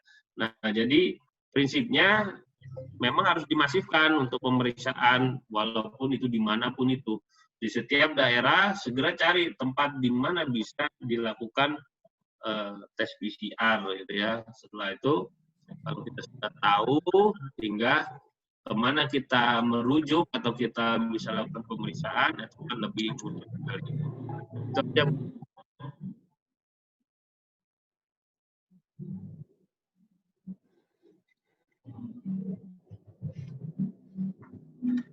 Gitu ya Pak. Oke. Matur nuwun Dok. Terima kasih Dok atas jawabannya. Ada lagi teman-teman yang mungkin ingin bertanya lagi? Silakan langsung saja. Dari sahabat Rizkon. Assalamualaikum Mas Fahrul. Mohon izin bertanya, melihat masyarakat yang mungkin sudah mulai muak dengan segala informasi terkait COVID, sudah mulai acuh tak acuh terutama remaja, bagaimana peran pemerintah agar warga tertib dan tidak jenuh dengan semua informasi terkait COVID yang sangat beragam? Dan bagaimana kita menyikapi informasi-informasi tersebut? Terima kasih. Pertanyaan untuk Mas Fahrul. Monggo Mas Fahrul, dipersilakan untuk menjawab. Ya, kaitannya dengan yang saya tadi sempat singgung, bahwa memang terutama di sini penentunya terutama ya kalangan muda ya, usia-usia dari 19 sampai sekitar 50-an itu sasarannya di situ.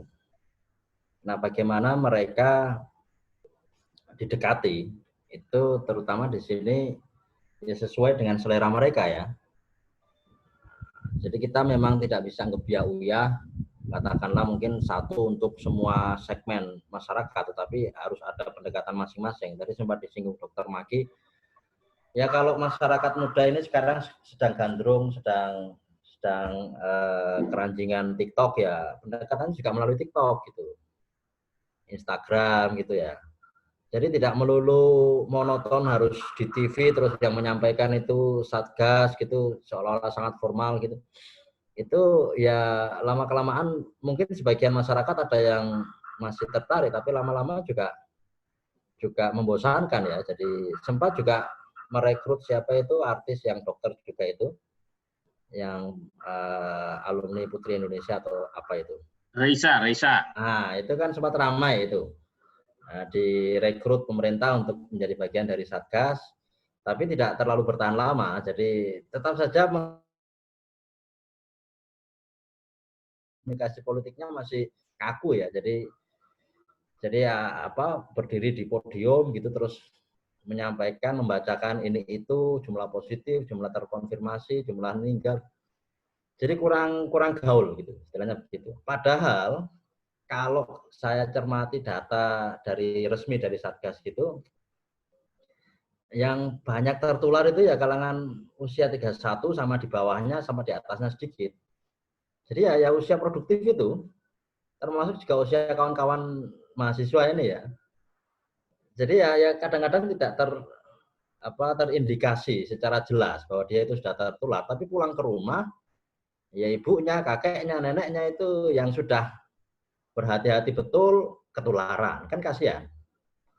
Jadi yang menanggung akibatnya malah usia-usia yang sudah 50 ke atas itu, padahal yang tertular sebenarnya yang muda itu ya. Jadi ya dia menjadi istilahnya biang keladi tapi nggak terlalu menanggung akibatnya kalau dilihat dari data yang jumlah meninggal itu. Nah, saya kira begitu. Jadi melihat masyarakat yang mungkin sudah mulai muak ya. Kalau muak sih rasanya nggak semuanya muak, tetapi mungkin ya sudah abai gitu ya, sudah cuek gitu lah. Kayak gitu.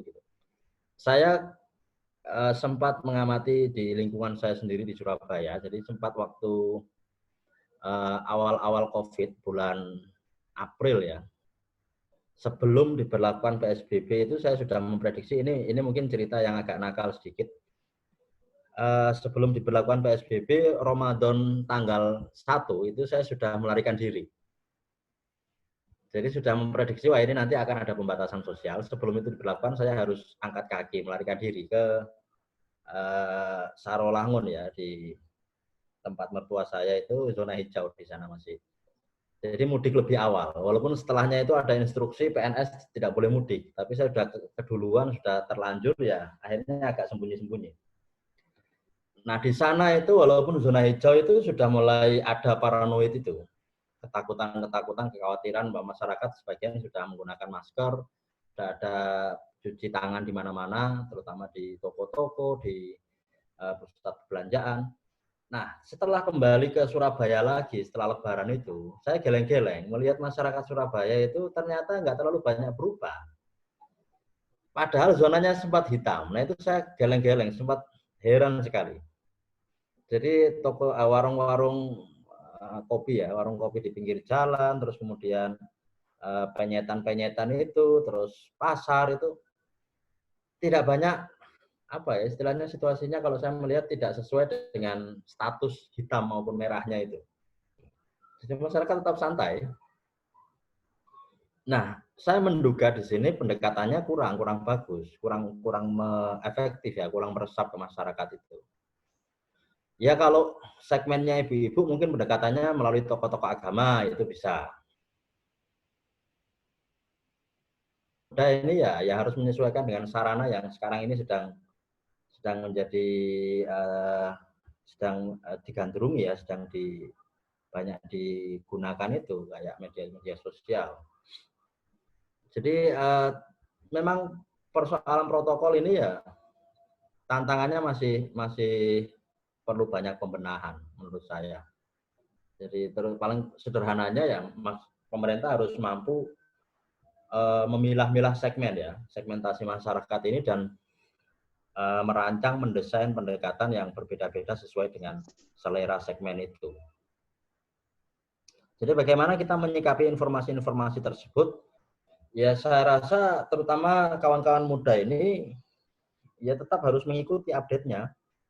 Walaupun mungkin sekarang ini pengemasannya sebagian ya masih kurang menarik ya. Tapi bagaimanapun itu situasi masyarakat kita sekarang. Jadi ya, dan ini akan menjadi, menurut saya itu menjadi tahapan atau babak baru. Bagaimana sih kita menghadapi pandemi yang memang dalam beberapa generasi ini tidak ada. Jadi ini barang yang sangat baru di masyarakat kita, pandemi ini. Dan ini mungkin kedepannya kita akan semakin terbiasa dengan itu. Katakanlah mungkin COVID ini nanti ada vaksinnya, terus sudah ada apa istilahnya obatnya, masyarakat kembali lagi ke old normal gitu. Tapi tidak menutup kemungkinan nanti kedepannya akan muncul problem serupa, tetapi dalam bentuk yang lain, mungkin penyakit baru lagi.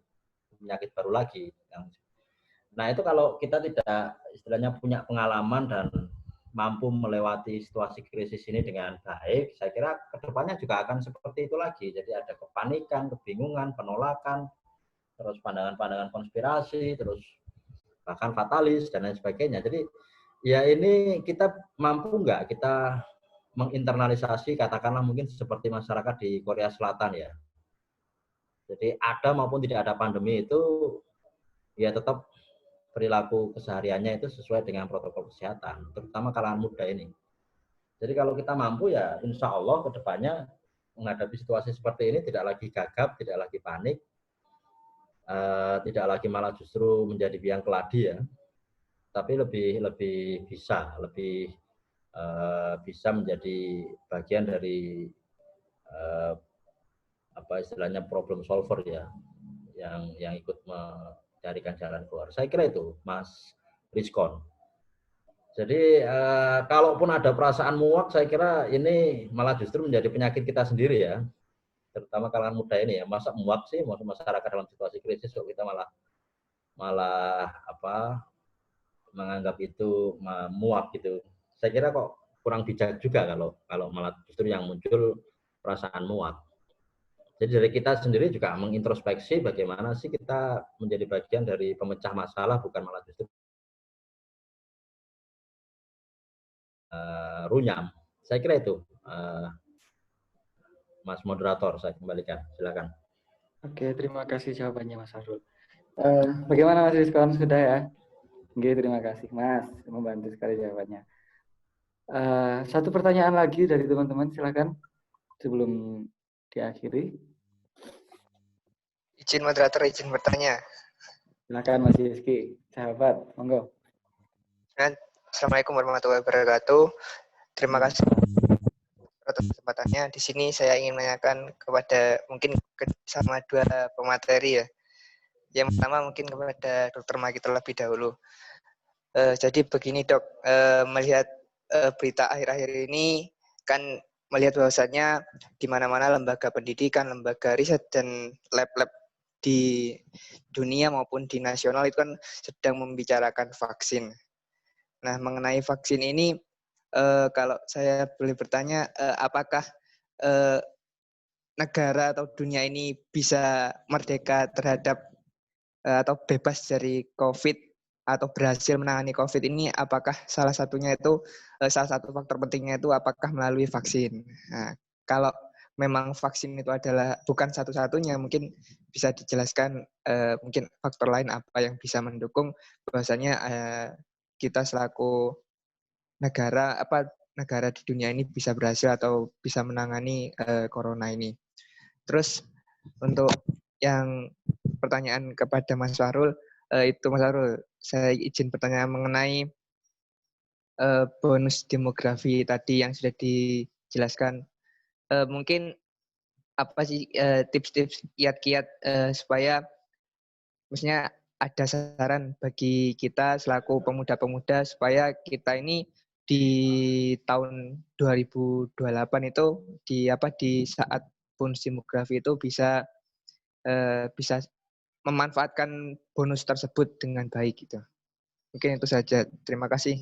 Assalamualaikum warahmatullahi wabarakatuh. Waalaikumsalam warahmatullahi wabarakatuh. Pertanyaan untuk Dr. Maki dulu ya. Monggo, silakan Dr. Maki mungkin untuk langsung menjawab pertanyaannya. Dr. Maki. Ya, baik. Terima kasih. Nah, ini menarik ya, karena yang lagi happening banget ya, terkait dengan vaksin. Jadi ya semua negara dalam sekitar 2 bulan yang lalu itu sudah mulai berlomba-lomba mencari genom masing-masing. Genom itu artinya ada satu unsur protein di setiap virus itu yang berbeda atau yang membedakan. Ternyata di setiap negara ini ada kemungkinan ada perbedaan genom-genom. Genomnya di Eropa, Amerika, bahkan di Asia itu ada perbedaan ya. Entah itu merupakan satu mutasi saat proses penularan di jenis manusia yang beda-beda atau memang sudah kemungkinan perubahan genom itu akan sangat ada gitu, sangat nyata karena dari itu setiap negara tidak akan sama gitu jenis vaksinnya gitu karena akan pasti berbeda-beda.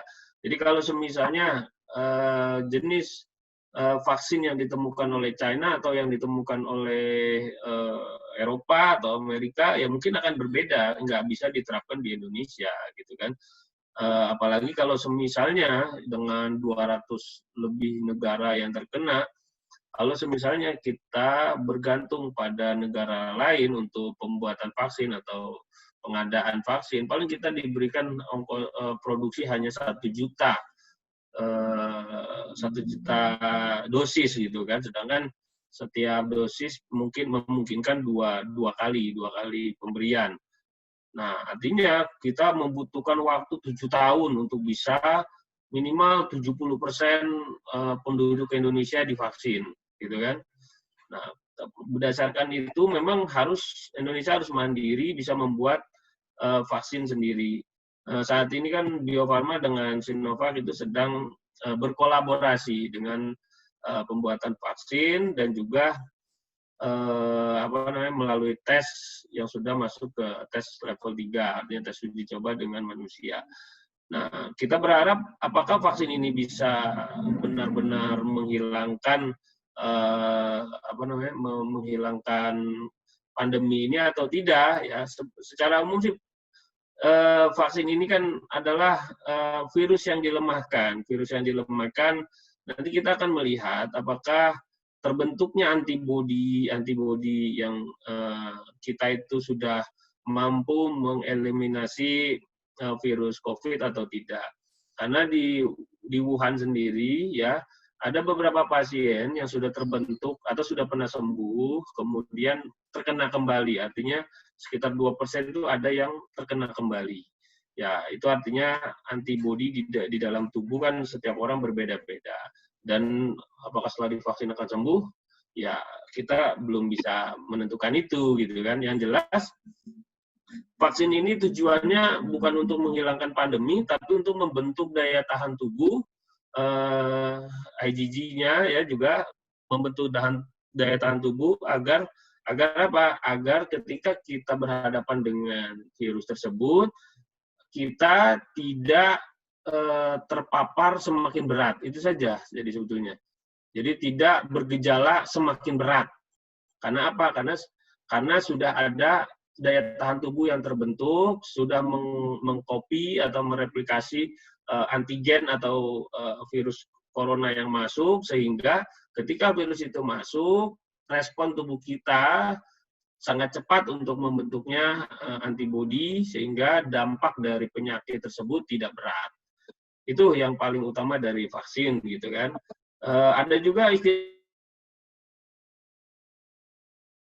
ketika satu kelompok itu sudah terkena COVID, maka ketika dia terkena, dia akan menghambat penularan yang akan ditularkan oleh kelompok yang sedang terkena sakit, gitu kan. Nah, itu cuman kan herd immunity itu kan harganya mahal. Harganya mahal itu maksudnya herd immunity ya terbentuk atas seleksi alam gitu. Yang kuat bertahan, yang tidak kuat tidak bertahan gitu. Artinya dia bisa meninggal gitu. Nah, lalu bagaimana untuk di Indonesia ini terkait dengan vaksin ini? Ya kita berharap proses ini akan panjang. Setelah level 3 itu sudah dilewati, maka akan ada produksi. Produksi ini pun akan ada persiapan yang sangat panjang dan perkiraan ya mungkin bisa di 2021 tengah ya itu bisa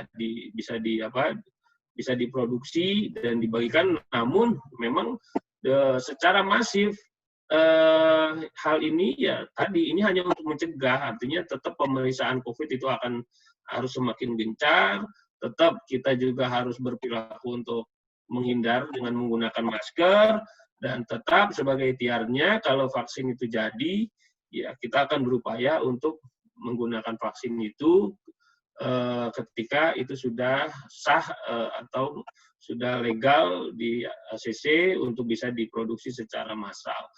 Dan jangan percaya juga bahwa vaksin-vaksin negara lain yang lebih ampuh. Tidak, karena ya itu tadi, genom kita dengan genom dari virus yang lain itu di Indonesia dan di negara lain itu akan berbeda. Sangat variasi. Mungkin juga vaksin di Indonesia tidak akan mampu atau mempan di Singapura atau di Australia gitu. Bisa jadi berbeda gitu.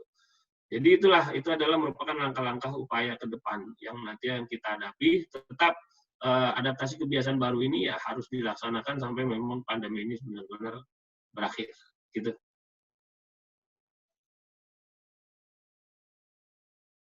Oke, langsung ke pertanyaan kedua mungkin langsung Mas Fahrul, silakan menjawab Mas. Ya, silakan. Sekaligus juga sedikit melanjutkan Dr. Maki tadi bahwa menghadapi virus ini yang pernah saya baca ada artikel menarik itu di majalah Time bahwa menghadapi virus ini memang membutuhkan solidaritas sosial yang kuat ya.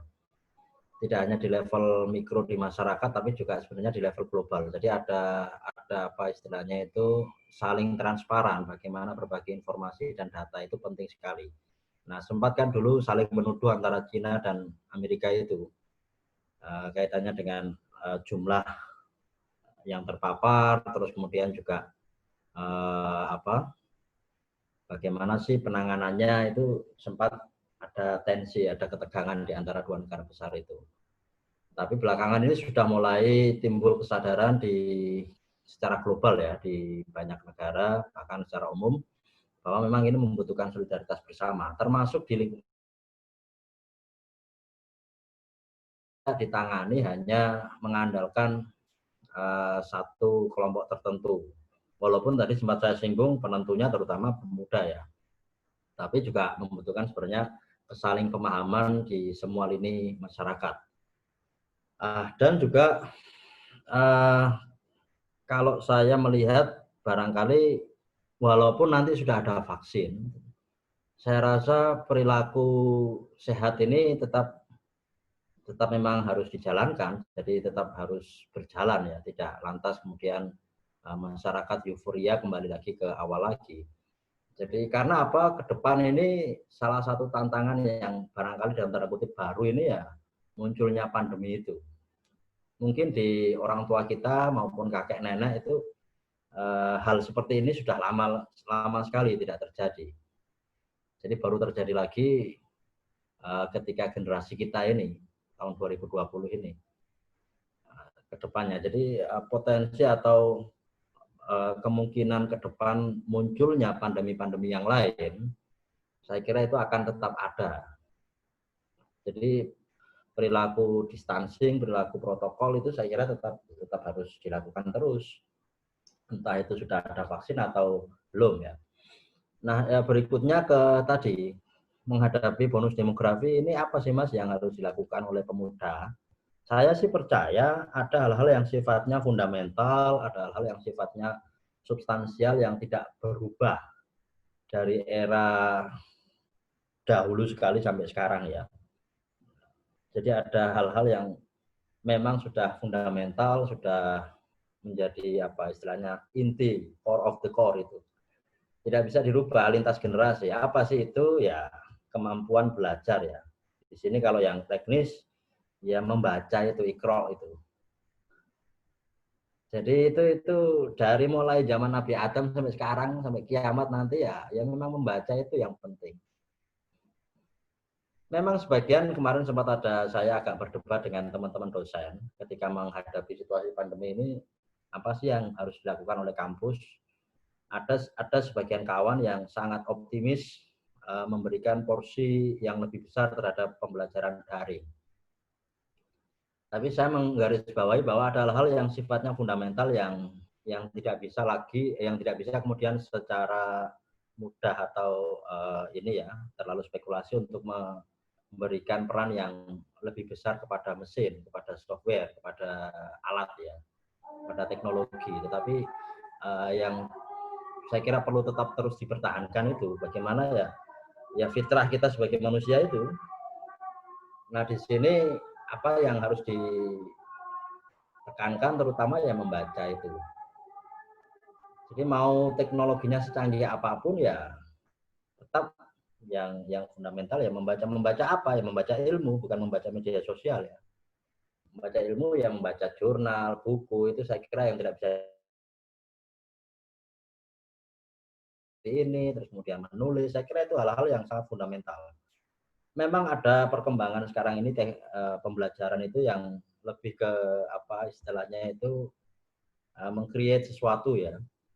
Meng-create sesuatu itu yang membuat konten dan lain sebagainya. Tapi kok rasa-rasanya itu belum menempuh ujian panjang dari sejarah. Jadi rasa-rasanya itu belum bisa menggantikan bahwa orang belajar itu ya yang utama dan mendasar itu yang membaca itu. Jadi generasi sekarang ya, generasi bonus demografi ini ya jangan sampai kehilangan itu. Kita mau mengupdate teknologi seperti apapun, nyatanya juga akan selalu ketinggalan. Tetapi ada hal-hal yang menurut saya sangat fundamental kaitannya dengan nilai, kaitannya dengan apa istilahnya fitrah sebagai manusia ya. Yaitu yang tidak bisa diperoleh dari teknologi. Jadi ya memang harus ada hubungan yang sifatnya kemanusiaan. Jadi membaca terus kemudian saling apa istilahnya berinteraksi secara langsung. Istilahnya kalau di kitab kuning itu ya taklim. Jadi ada hubungan kegiatan belajar mengajar yang mutasil, yang langsung, tidak bisa melalui hanya seperti webinar ini ya. Jadi kalau mau ngaji, kalau mau ini ya ada hal-hal yang saya kira tetap kita perlu pertahankan. Seperti itu Mas, siapa tadi yang tanya? Nah itu, menurut saya sih seperti itu. Jadi apalagi kaitannya dengan karakter ya, itu ya memang tidak bisa serahkan semata-mata kepada teknologi. Itu saya kembalikan ke moderator. Terima kasih. Baik, terima kasih Mas Fahrul atas pertanyaannya, atas jawabannya. Saya kira mungkin itu 3 pertanyaan tadi sudah cukup ya. Waktunya juga sudah sore, sudah adzan asar.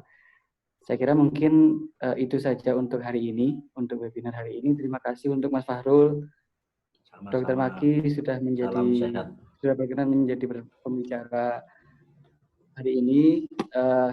Kami sangat senang kalau misal Dr. Maki dan Mas Fahrul berkenan untuk diundang lagi di event selanjutnya. Siap selalu. Kalau untuk sahabat-sahabat PMI ini gratis. Barokah pokoknya. Amin. Saya moderator Muhammad Nurul Arham. Mohon maaf apabila ada salah kata dan tutur kata yang kurang berkenan.